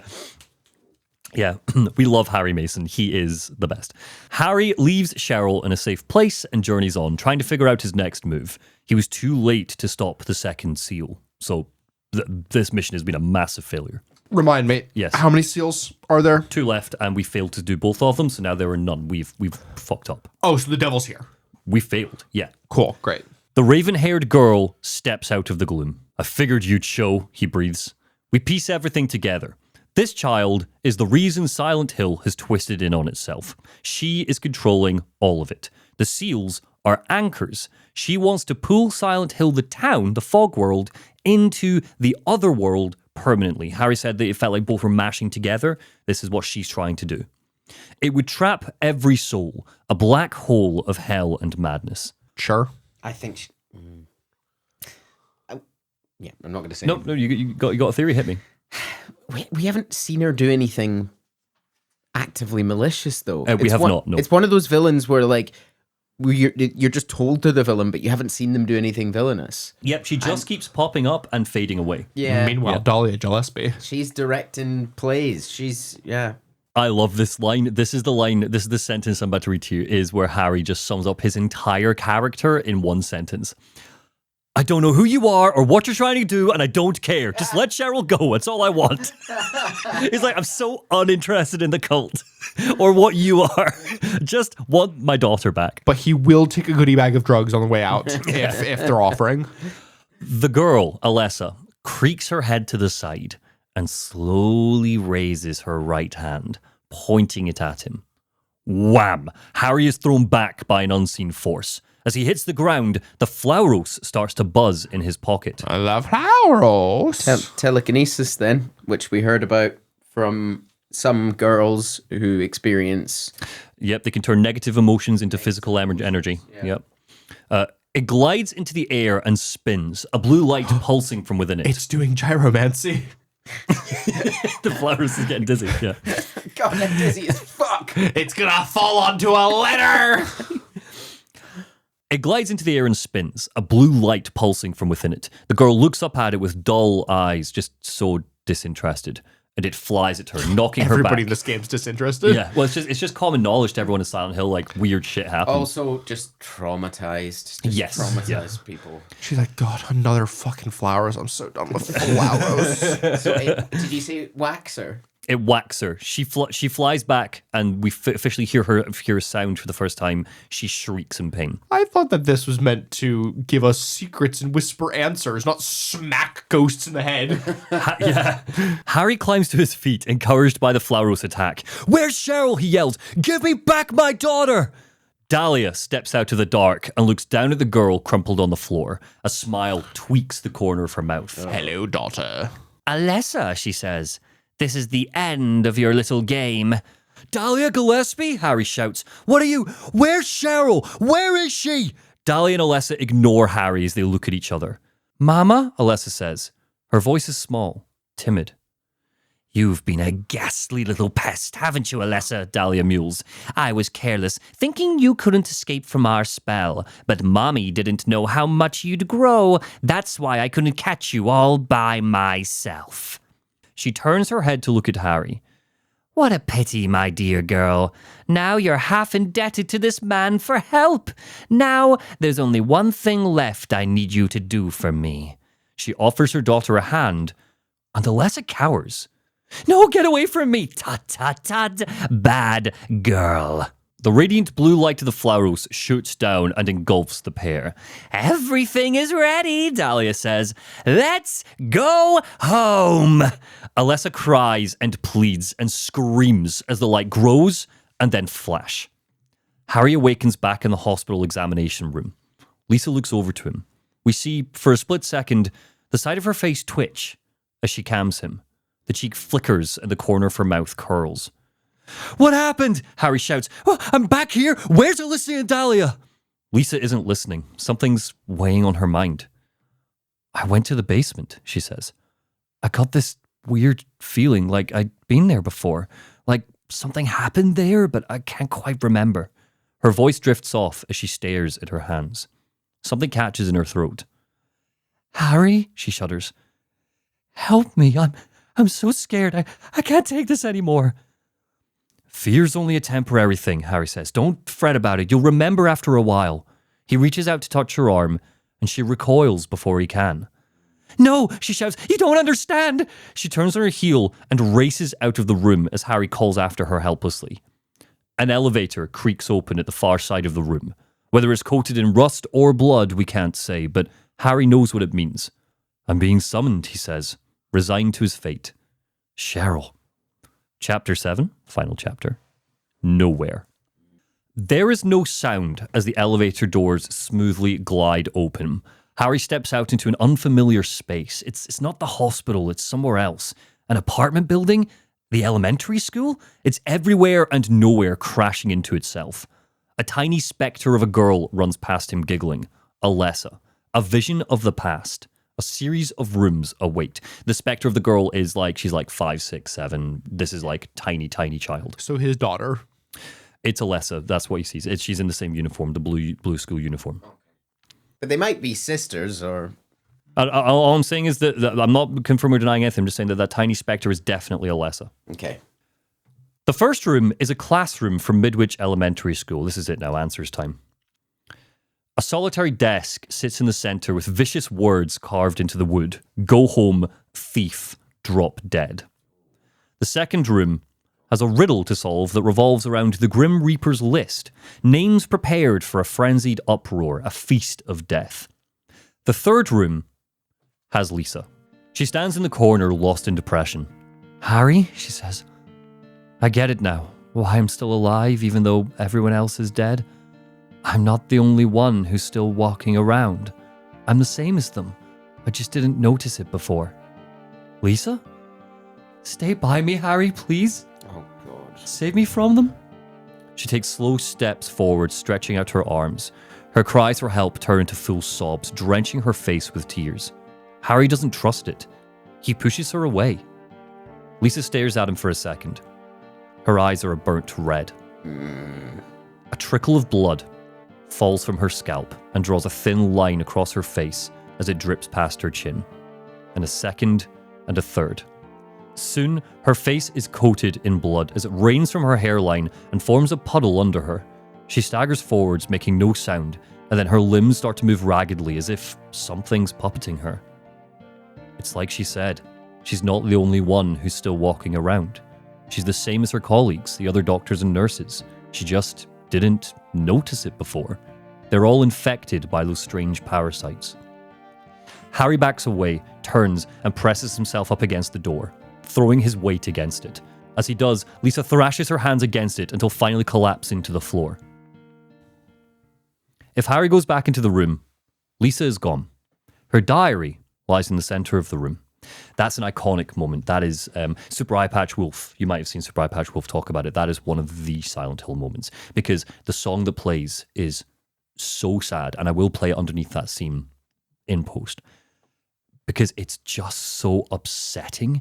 Like, she doesn't speak, and it's just this really sad, like, walking acoustic guitar that plays as she just dies. And it's the fact that Harry, like, your hero, pushes her away and runs away in fear, and then traps her in the room while she dies.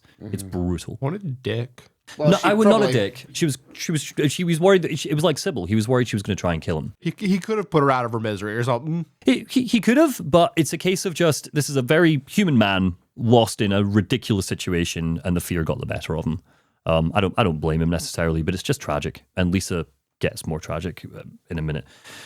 So we find her diary. Ask the doctor to let me quit being in charge of that patient, it reads. It's too weird. Still alive, but with wounds that won't heal. I told him I quit and I won't work at the hospital anymore. The room is filled with insects. Even with doors and windows shut, they get in to spite me. Feeling bad. Need to throw up, but nothing comes out. Vomiting only bile. Blood and pus flow from the bathroom faucet. I try to stop it, but it won't turn off. The final pages, sometime later, simply read, Need drug. Help me. That patient. Does she mean Alessa? On to the next room. An altar, just like Dahlia's secret church in her antique shop. It shows two paintings. The first is called The Light to the Future. It shows a younger woman with raven black hair celebrating the death of a man. The second is called The Light Illuminating the Darkness and depicts that same woman speared through the chest and dying. A sequence of symbols. The symbols of the angels is marked on it, leading on. Our fifth room is a living room, presumably belonging to Dahlia Gillespie. More like a dying room here. A television and VCR sit in a corner waiting to be played. Harry takes the videotape from earlier and tries his luck. This time, the picture is clear, no static. It's Lisa, reporting on the patient's progress and asking to be removed from the ward. She still has an unusually high fever, she says. Eyes don't open, getting a pulse, but just barely breathing. Her skin is all charred. Even when I change the bandages, the blood and pus just starts oozing through. Why? What is keeping that child alive?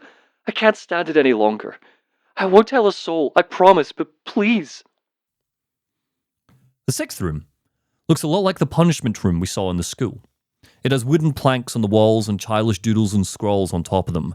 A ghostly vision of Alessa greets us here. She's hiding under a desk, crying before fading away. The seventh room starts giving answers. It's Alessa's patient room from the hospital basement. A spectral vision fades in. The girl lies under dirty, blood-soaked sheets. Dahlia is here, as is Dr. Kaufman, and two other men we don't learn the names of, just other doctors. It's a meeting of the Order. Everything is going according to plan, Dahlia says. Sheltered in the womb. But it's not done yet, occultist says. Half the soul is lost. That's why the seed lies dormant. Kaufman clears his throat, and the soul that remains is captured in that husk, buried deep down in her subconscious. Are you trying to say it won't work? That wasn't our agreement. Dahlia shakes her head gently. No, these are just stalling tactics. If we lend a hand, we will be able to get power. Never fear, the promise shall not be broken. Occultist looks over Alessa's body. But the power we could draw now would be very weak, almost nothing, unless we get the other half of the soul. We will use a magical spell, Dahlia announces. Feeling this child's pain, the rest of her soul is sure to come. But that will take time, Kaufman grunts. The vision fades away. Any thoughts? Well, I mean, I'm assuming the other half of the soul is the daughter. Cheryl. Sorry. Yeah. I'm assuming Cheryl is the other half. In what sense? I've given up trying to guess. Totally. Yeah, that's fair. I think I went daughter, then sister. Now I don't know. Dead mom's ghost. Chase was on time travel at one point. Yeah. But yeah, we were kind of circling around an idea, weren't we? That's the same idea. There's still answers The coming. Don't idea worry. of drugs.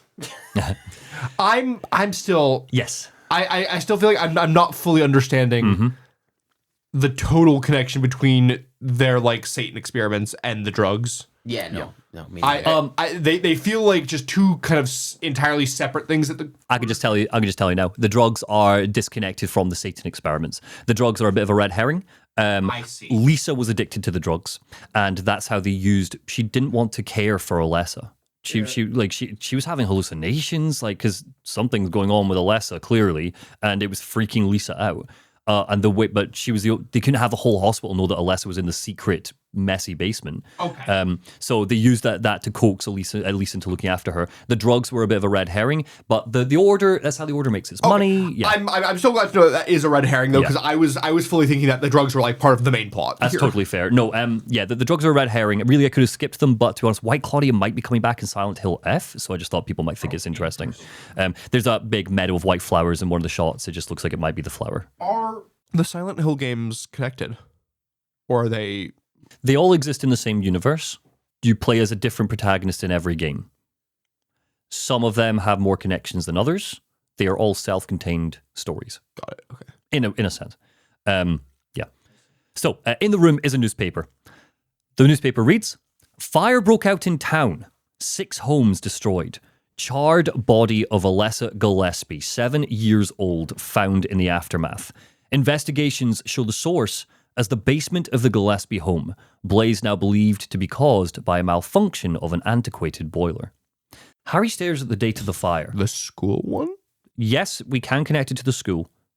Don't overthink that right now necessarily. We'll come back to that. But yes, we can. We can connect. But it's not that boiler necessarily, but maybe it is. Well, I'm more wondering, because that boiler was in the other world, is the other world all from the Gillespie home and then just kind of leaking out into other places? Harry stares at the date of the fire. That's the same day he and his wife found Cheryl. Into the next room. Alessa's bedroom. Bugs and insects line the walls. It seems Alessa was particularly interested in things like moths, larvae, crickets. We see, just like the monsters we've seen. We see strewn on the floor drawings. We've still not learned where the fuck the pterodactyl came from. A little toy, aren't we, of a pterodactyl? We see strewn on the floor drawings as if from a child's sketchbook. It shows monsters that look like pterodactyls, blocky pink dogs, sketched as if their flesh have fallen off. Of course. Various scribbles and doodles. That normal thing that children draw. This is not a normal child's upbringing. Yeah. Various scribbles and doodles that look a lot like the various monsters that we've encountered. Harry steps out of the bedroom and into a traditional stairwell. It seems like he's on the second floor of a house. Traditional stairwell? Well, just what, a normal what, stairwell. what does a non-traditional stairwell look like? Well, please describe a non-traditional stairwell to me. Upside down. It just looks like a normal house for a minute. There's no Silent Hill spookiness. No stairs. It seems like he's on the second floor of a house. A vision fades in. A young Dahlia is dragging Alessa down the stairs. "No, Alessa, please, I don't want to." "Do what Mummy tells you. Now, I just want you to lend me a teeny bit of your power, that's all." The implication is that Alessa was born with powers, and the Order wanted to use her to kill the people who were trying to transform Silent Hill and crack down on the White Claudia drug. That's the implication. It's not textual, but that's my reading of it. I see. So that's why it's like heart attacks, things like that, like use the child with the power. So they're struggling at the top of the stairs. "No," Alessa cries, tearing from Dahlia's grasp. She falls to the ground and looks tearfully up at her mother. "I don't want to do it." "It will make everyone happy," Dahlia says, "and it's for your own good, too." "But Mommy, I just want to be with you, just the two of us." Alessa stares at the floor and wipes her face. "Ah," Dahlia leers. "I see. Yes, maybe Mommy was wrong." She clasps her hands together as she has an epiphany. "Why didn't I see this before? There's no reason to wait." She places a hand on Alessa's belly. "Herein lies the mother's womb, containing the power to create life." She's lost in her own thoughts, rambling. "I could have done it all myself." Alessa stares at her, eyes wide, frightened. "Mommy?" The vision fades, and Harry descends the stairs that stretch on forever, leading to what was once the basement and boiler room of Dahlia Gillespie's house. What do you think is going on? What A lot the of puzzle fuck? pieces. Yes, Dahlia Gillespie is a fucking monster. I don't like the implications of where this is going. I told you this series doesn't hold back. See, this is the thing: is you had said that, and then this entire time I've been going, Yep. "Oh, this is nowhere near as bad," and then this happened. Spooky Ghost Girl turns into that. Yes. So, okay. So obviously, Is she gonna? So, are we to assume at this point that Cheryl is likely Alessa's daughter. You guys have called that, and we're about to get it confirmed, so I will just tell you that now, yes, while we're breaking things down. Jesus. Sorry, no, not Cheryl, sorry. Alessa is Dahlia's daughter. No, sorry, I misunderstood you. Oh, completely. right, okay, we're not on there yet. Then I'm not going to tell you anything, sorry. Okay, Ignore what I because misheard you. that's the implication that I'm getting right now, is that she's going to force Alessa to get pregnant. Oh, sorry, yes, that is what's happening. And that daughter will be Cheryl. No. Okay. Interesting. Which is fair enough, but yes, absolutely. Dahlia takes Alessa down into the basement after this scene. We don't see this, but this is basically what happens. Takes it down. Some form of ritual or spell takes place down there, which involves something being impregnated into Alessa's womb. That's why Dahlia will also makes the point of like, oh, I thought I'd have to wait, ideally, probably for puberty, and she realized, no, wait, this is a magic spell, and I can do this now. Yeah. What is the purpose of that? We'll find out in a second. But yeah, that's where we're at.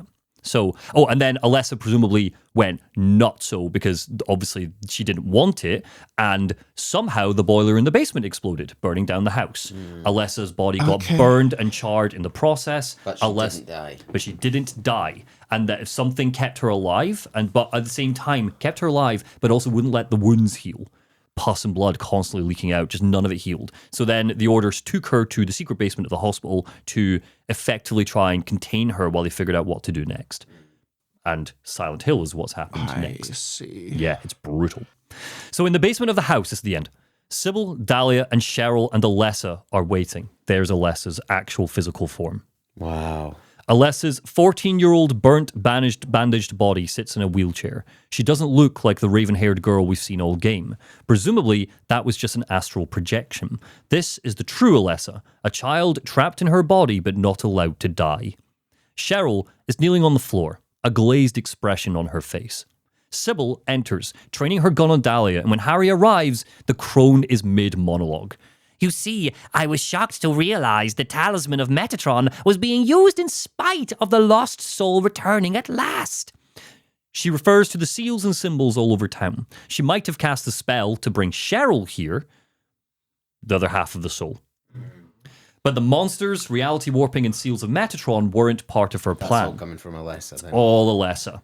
Just a little longer, and all would have been for naught. It's all because of that man. We must be thankful to him. Talking about Harry. So Alessa's trying to stop whatever she's going to do with Cheryl. Pretty much. Okay. Yeah.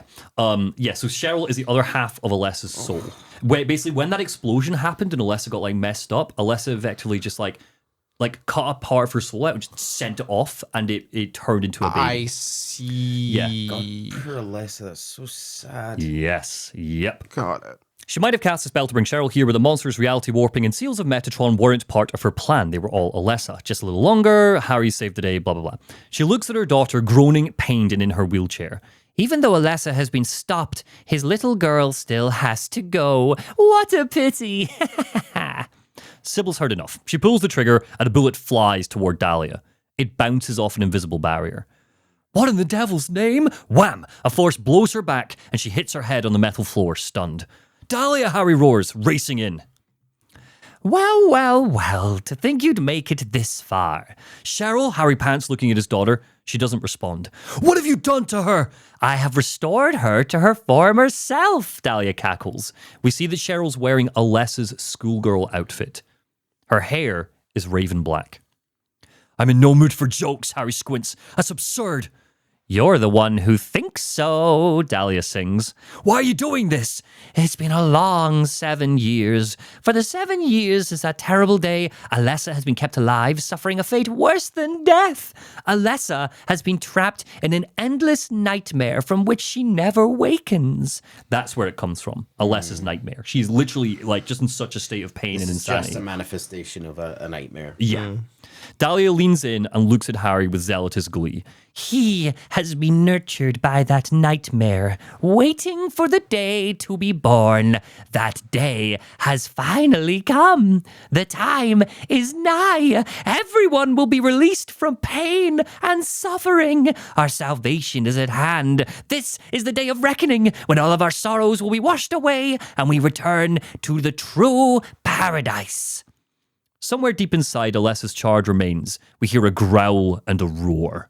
Dahlia raises her hands in the air and tosses her head back. My daughter will become the mother of God. Light fills the room, coming from Cheryl and Alessa. In a flash, the two halves of their soul reunite. Born again in a radiant white form, an angelic dark-haired woman glowing with light, the incubator of God. Wow. Oh. Bang! A gunshot sounds out from the gloom. Dahlia clutches her stomach and drops to the floor, not dead, but hurt. Dr. Kaufman steps forward, gun raised.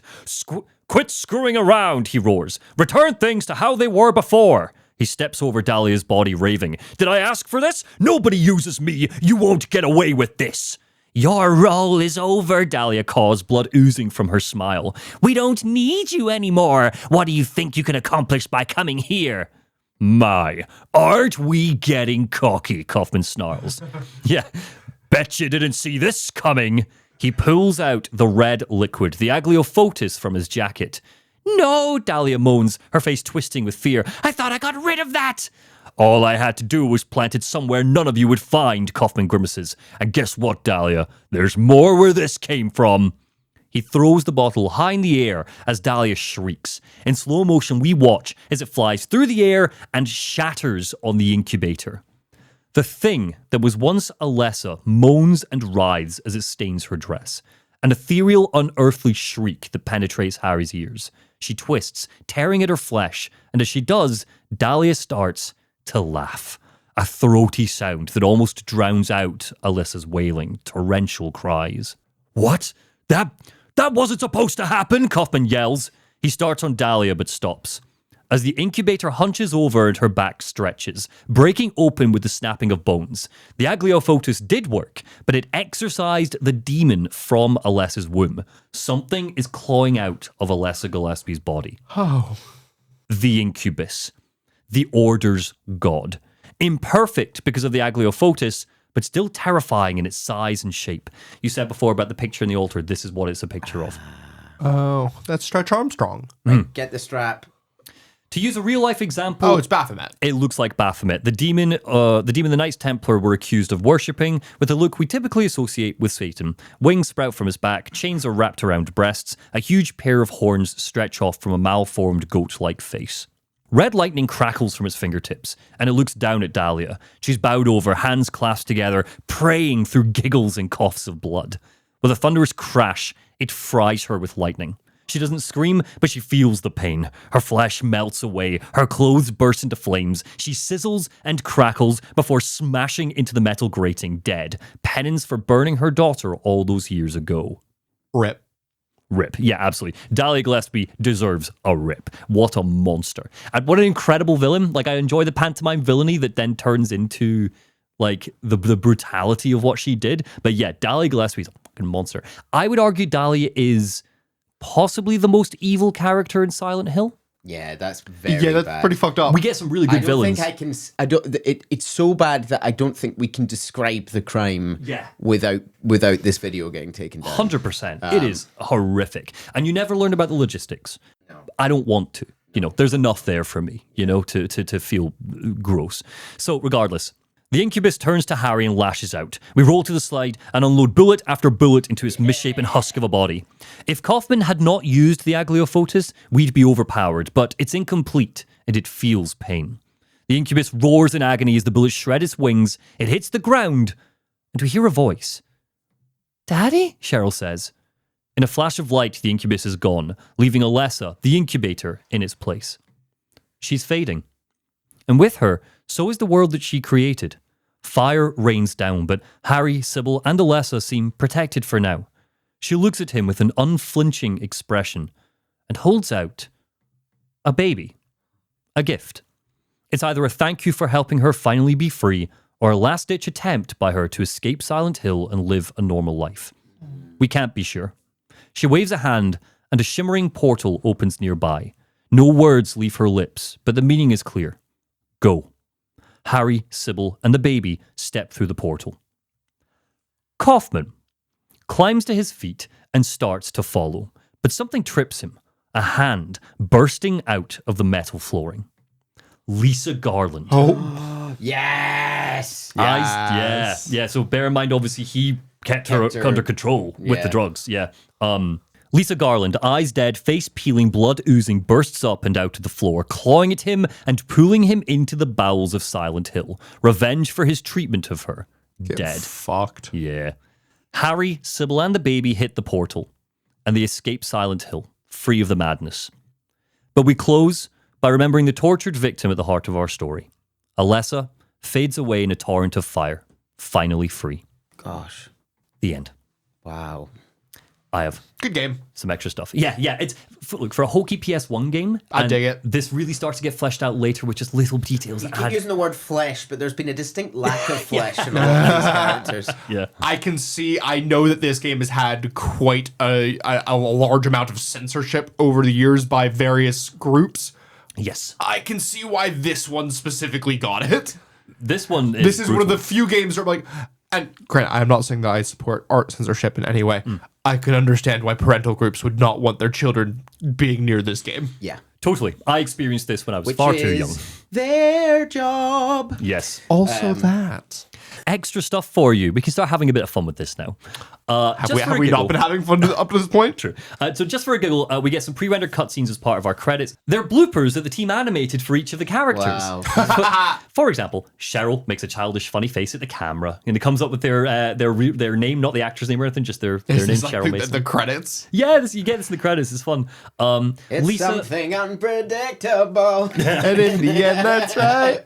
So Lisa and Kaufman do a scene together where Kaufman, we never see this scene, where Kaufman tries to grab her and then Lisa corpses and they both burst into laughter so and they have funny. to do another take.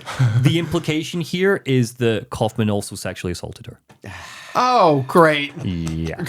And she corpsed at that? Well, this is Well- another reality where there are outtakes. And Yeah. These are actors playing them, but Like she's almost like the scene is like she walks Yeah. down a hallway, he But- runs after her, but grabs her and the wrenches her back. The actual scene that they would be performing is a depiction of something that really happened. Yeah, sorry, it's not assault, it's harassment. It's harassment in the workplace. But regardless. Yikes, regardless.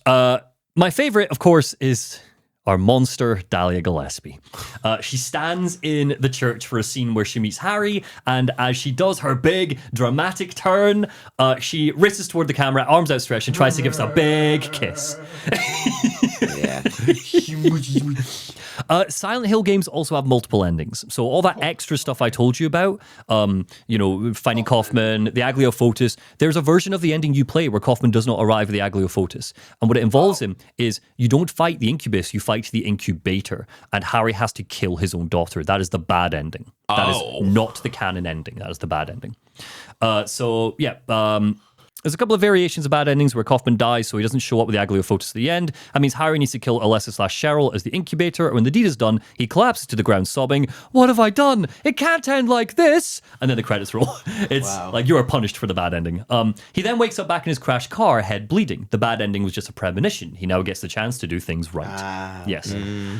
There's also the iconic UFO ending. The what?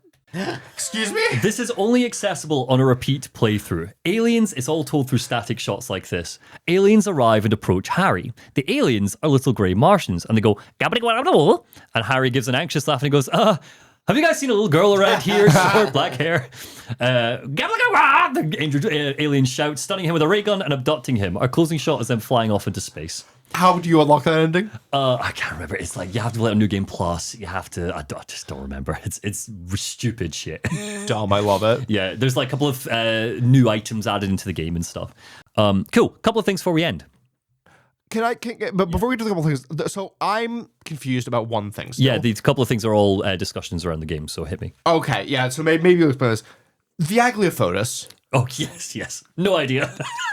It's such a weird MacGuffin. Yeah. Was it ever explained what it is, where it came from? Was Kaufman like developing it as a counter? I don't know. It just feels so unexplained, and for being the crucial MacGuffin of the good ending, Yeah.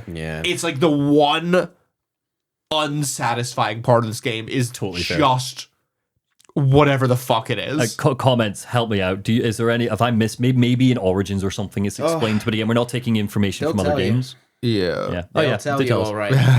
Please leave your actuallys in the comments below. So a couple of things just to kind of to add. These are interpretations by me that might just help you guys flesh it out. So the Grey Children likely symbolize the children that tormented and bullied Alessa Gillespie in school as a monster. They're going to do this in all the games now. Silent Hills really is its best when it uses like its monsters to inform a theme or a message or something. Never quite literal. I think there's over the years the belief about Silent Hill is, oh well, the monsters are pulled from the characters' imaginations. Literally, because that's what happens in Silent Hill 1 with Alessa, but that's because Alessa has powers. The other games, that's not what happens. It's not as direct. Yeah, like textually, that's not necessarily what happens. Yeah.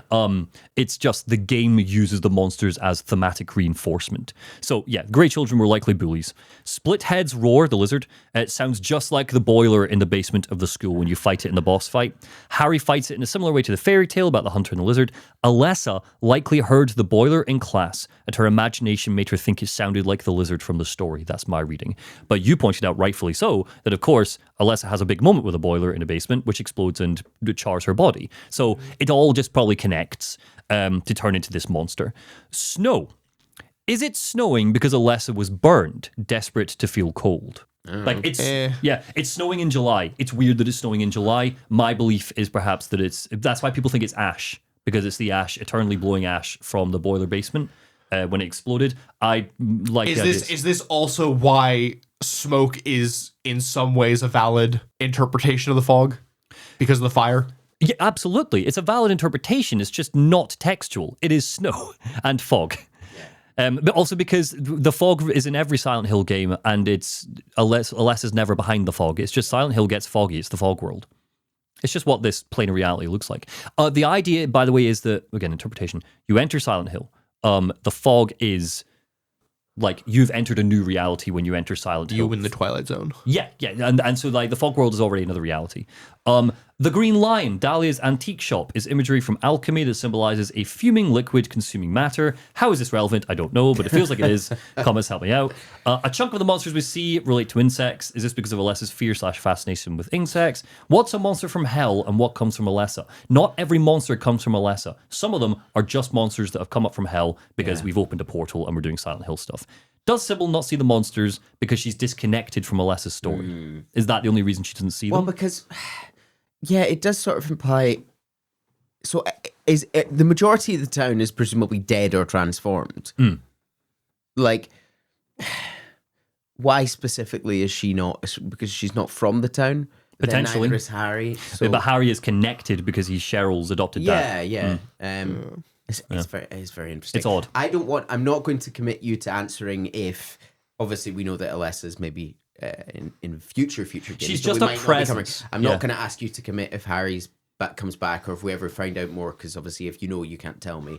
But I'm very curious about the baby, and obviously it's this really sad thing that Cheryl was is it fair to say an attempt of Alessa to escape the town, and then got smooshed back together, and now the baby, it's kind of like, well, is that a new person, or is this a reincarnation, or is this a consciousness being transferred? Or I don't have a textual answer for you. It's a good question. My reading is that it is a tragedy. Cheryl does die, and we just get a new daughter. Yeah, which that is brutal. Is crazy for Harry. He's like, had a child for 7 years, and now even if it's the same consciousness, that child is a baby. Yep. All right, you ready? Last thing. Okay. I want to talk about Lady Gaga. So I believe that always down for that. Lady Gaga's incredible 2025 album Mayhem is a Silent Hill concept album. It covers the first 3 Silent Hill games. Yep, this is my belief. It covers the first 3 Silent Hill games with songs that heavily allude to characters and events that take place in them. Unfortunately, I can't give you all of the evidence right now because it would mean I need to spoil Silent Hill 2 and 3, but I can give, and actually I think there's a bit of Silent Hill 4 in there too, but I can give you a quick overview, so get your tinfoil hats on. It's on. Song number 1, Disease.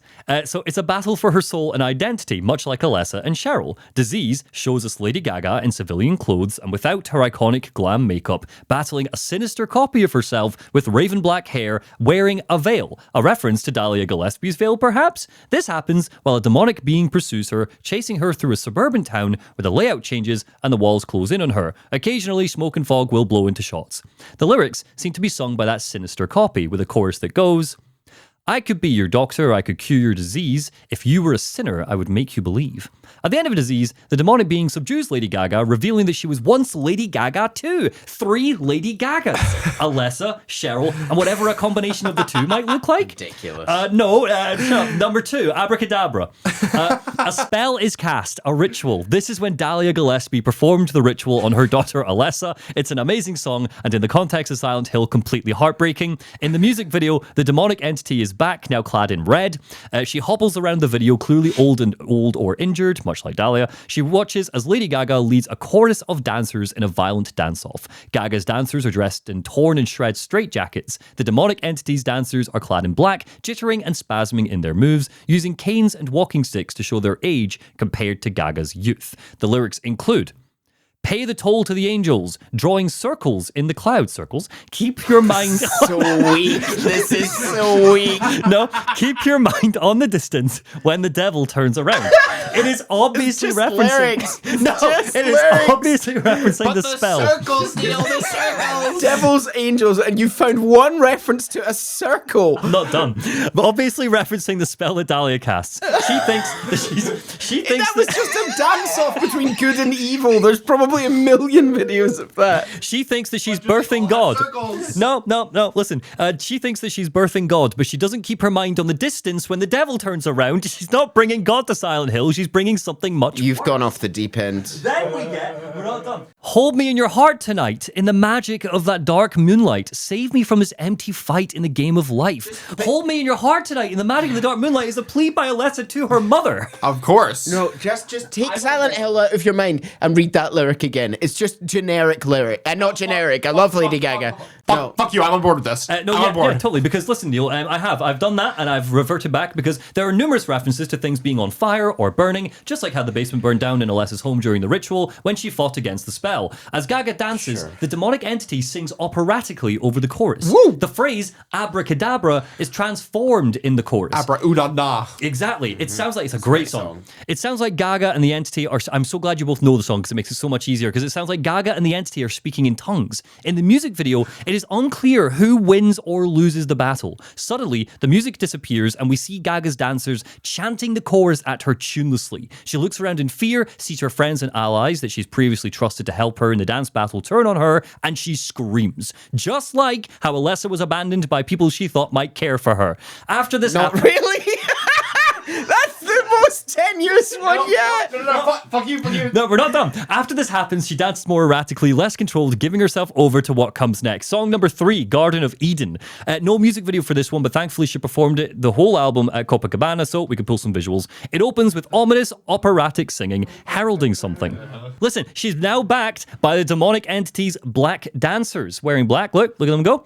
It's sexy and very angry. Not what I thought you meant by that for a second. No, they're wearing black. Sorry, they're wearing black. We just have 2 black people at the front. That's fine. As sexy as Silent Hill, yeah. It's sexy and very angry. It's got a great beat, feels like a nightclub song, but in its closing seconds, it becomes tuneless and fizzles out ominously, like something that should have been beautiful has been warped. Just like Silent Hill. She's wearing her raven black wig now. Alessa is fully formed. Wow. The chorus stutters. I'll take you to the Garden of Eden. The Garden of Eden is a state of rapture. Listen. The Garden of Eden is obviously a state of rapture after amazing sex with Lady Gaga. There are numerous references to drugs throughout as well, though, and that links to White Claudian PTV drugs. Oh, shit. Yeah. Yes. I'm convinced. I'm convinced. I'm glad you finally came convinced that however much time you spent on this was too much time. These are nicely prepared slides. These are nicely done. Yeah. You spent too long on this. I'm really hoping that you do have the entire theory for all 4 games. Every single song. This will be coming Even back the one where every she year's sings- Halloween special. Even the one where she sings with Bruno Mars is a Silent Hill homage. Wow. Now listen, this could also be the Garden of Eden could also be Alessa's rampage after Dahlia's ritual. She talks about a familiar feeling like she's known her whole life. Her powers finally awakened. Her psyche is warped. She's about to manifest things from her imagination. She turns Silent Hill into her own personal Garden of Eden. I agree. One of the lyrics references that in the garden is a poison apple. Take a bite. Dahlia and the Order thought they were bringing in their own new world, their own Garden of Eden by birthing a god. They weren't prepared for it to be full of poison apples, Neil. Neil. I'm Do you not reaching. also think poison apple could be drugs? It could be just like the White Claudia. I think you could be drugs. What you have? Song number 4. No, song number 4. Shit, I really need to go to the toilet. We're going to keep going. Song 4, Perfect Celebrity. This song is effectively when where Alessa Why do is... these skulls have hair? Because it's the dancers. Ignore this image. This is just from her live show. Ignore the image. The song is effectively where Alessa is at the start of the game. She's created her own world. She's hunted by the Order, Harry, everyone. Ironically, she's become what the Order wanted, the perfect celebrity. Just like the others, it's really angry. The lyrics read, I've become a notorious being. Find my clone. She's asleep on the ceiling. Alessa has become a notorious being. Just like everyone was sleeping on the ceiling in fucking Silent Hill. Yeah. What? It's the Oh wait, that bit doesn't add up. Well, it's just But a we'll rhyme. ignore the bit that doesn't add up. It's That just bit's a rhyme. just a rhyme. It's just a rhyme. Sometimes you just need to find a rhyme. Have you ever heard? Monty actually forgot to include the bit where they're all sitting on the ceiling. yeah, Listen, of course. Alessa It is has there. Alessa's become a notorious being, and they both stood up, and she sees Cheryl as a copy of her. Is this song about her struggles with fame? Maybe. The song ends with her roaring na na na na na na na, and because it's drowned out by the music, it sounds like she's referencing the ga ga ga ga ga ga ga sound that she used to do in her older music. But don't doubt yourself. It is obviously to show us that Alessa has gone beyond the need for words. I believe. She is a notorious being. I'm not done, but we all need to pee, do we? Mom, just how long is left? Quite a bit. On this bit. What the You fuck? said this episode would take an hour. It's been fucking 2 No, hours. yeah, I said 2 It's almost hours. been 3. I said 2. Right, well, this isn't a bit. I believe this. So we also have Love Drug. This song is about Lisa Garland, obviously, our sad, tragic, drug-addicted nurse. Yeah. The song describes taking a dose of a love drug that makes her numb to everything around her. The lyrics read, pictures in my mind, they come on faster than they go. Another round, hoping this one will make me blind. On the other hand, this song is just about being so in love with someone that you're addicted to them and lose yourself to them. Fair enough. But if we take the deluxe edition of the album, we find a rawer and angrier version of the song. The song is called Can't Stop the High. The lyrics read, as the darkness comes on, fear won't subside. As the panic sets in, you close your eyes. And this is one of those times I will pull from other games. There we learn that Kaufman blackmailed Lisa. She relied on drugs to numb the pain of looking after Alessa. But Kaufman also traded those drugs for sexual favors. Suddenly, Love Drug has a different implication. Fuck Kaufman. Yes, Kaufman sucks. Next, last song for now. Song number 5. Vanish Into You. This is the big one. The imagery in the song speaks for itself. It's a really pretty please piano. let it. I want that piano. It's about feeling called by someone far away, someone or something wanting to reunite. It's sad and tragic and hopeful. The lyrics read, do you see me? Do you see me now? I've been waiting for you, crying out. Do you see me? Do you see me now? Can I vanish into you? Just like Alessa! Just like Alessa and Cheryl. Just like Alessa! Alessa wants to vanish into Cheryl. You saved the best one for last. This is This is a 1-to-1, Neil. She wants to escape the hell she's created in Silent Hill. Or what about this lyric, Neil? Saw your face in mine in a picture by our bedside. It was cold in the summertime. It was snowing in July. That was weird. Snowing in July. You don't know this. She burned. I don't know that you know this. This is exactly how people get into conspiracy theories. Into the night we fly. Sirens. Sirens blow by our head. Whilst I'm floating on board, I'm realizing that the sirens were never explained. Never explained. Never explained. Sirens blow by our heads. Well, okay, if you want, here's my interpretation of the sirens. The sirens it's the sound of the fire trucks and the ambulances as they came. And again, it's just that moment where the basement blew up and she burned. That's my belief. Okay, The sound of the ambulance. Back on this. Sirens! They're blowing by our heads! Now listen, if we do Silent Hill in 2 and 3, then I will come back to these because the evidence just becomes more damning as Okay, you work well, through the album. I'm yet to be convinced. I'll be Listen, honest. How bad do you want me? I'm just said this is for the fans, not for you guys. How bad do you want me is just about Maria. Pyramid Head gets a song chase. Don't Call Tonight is all about Angela and the complexities that come with being a victim of abuse. It is an amazing album, and maybe one day we will come back to it. But for now, I will be saying goodbye to Silent Hill. I want you all to say Thank you to Lady Gaga for a phenomenal album. I would also like you to all Google confirmation bias. And we'll wish you goodbye. I hope you're happy. I hope you're healthy. And happy Halloween. Oh, and shit, this is Halloween. Yes, happy Halloween. Ooh. Booga, booga, booga. And here's a little tease for what's coming next. Oh, sorry, ma'am. Didn't see you there. Miserable wretch! Insignificant speck of feculent scum! Bye-bye.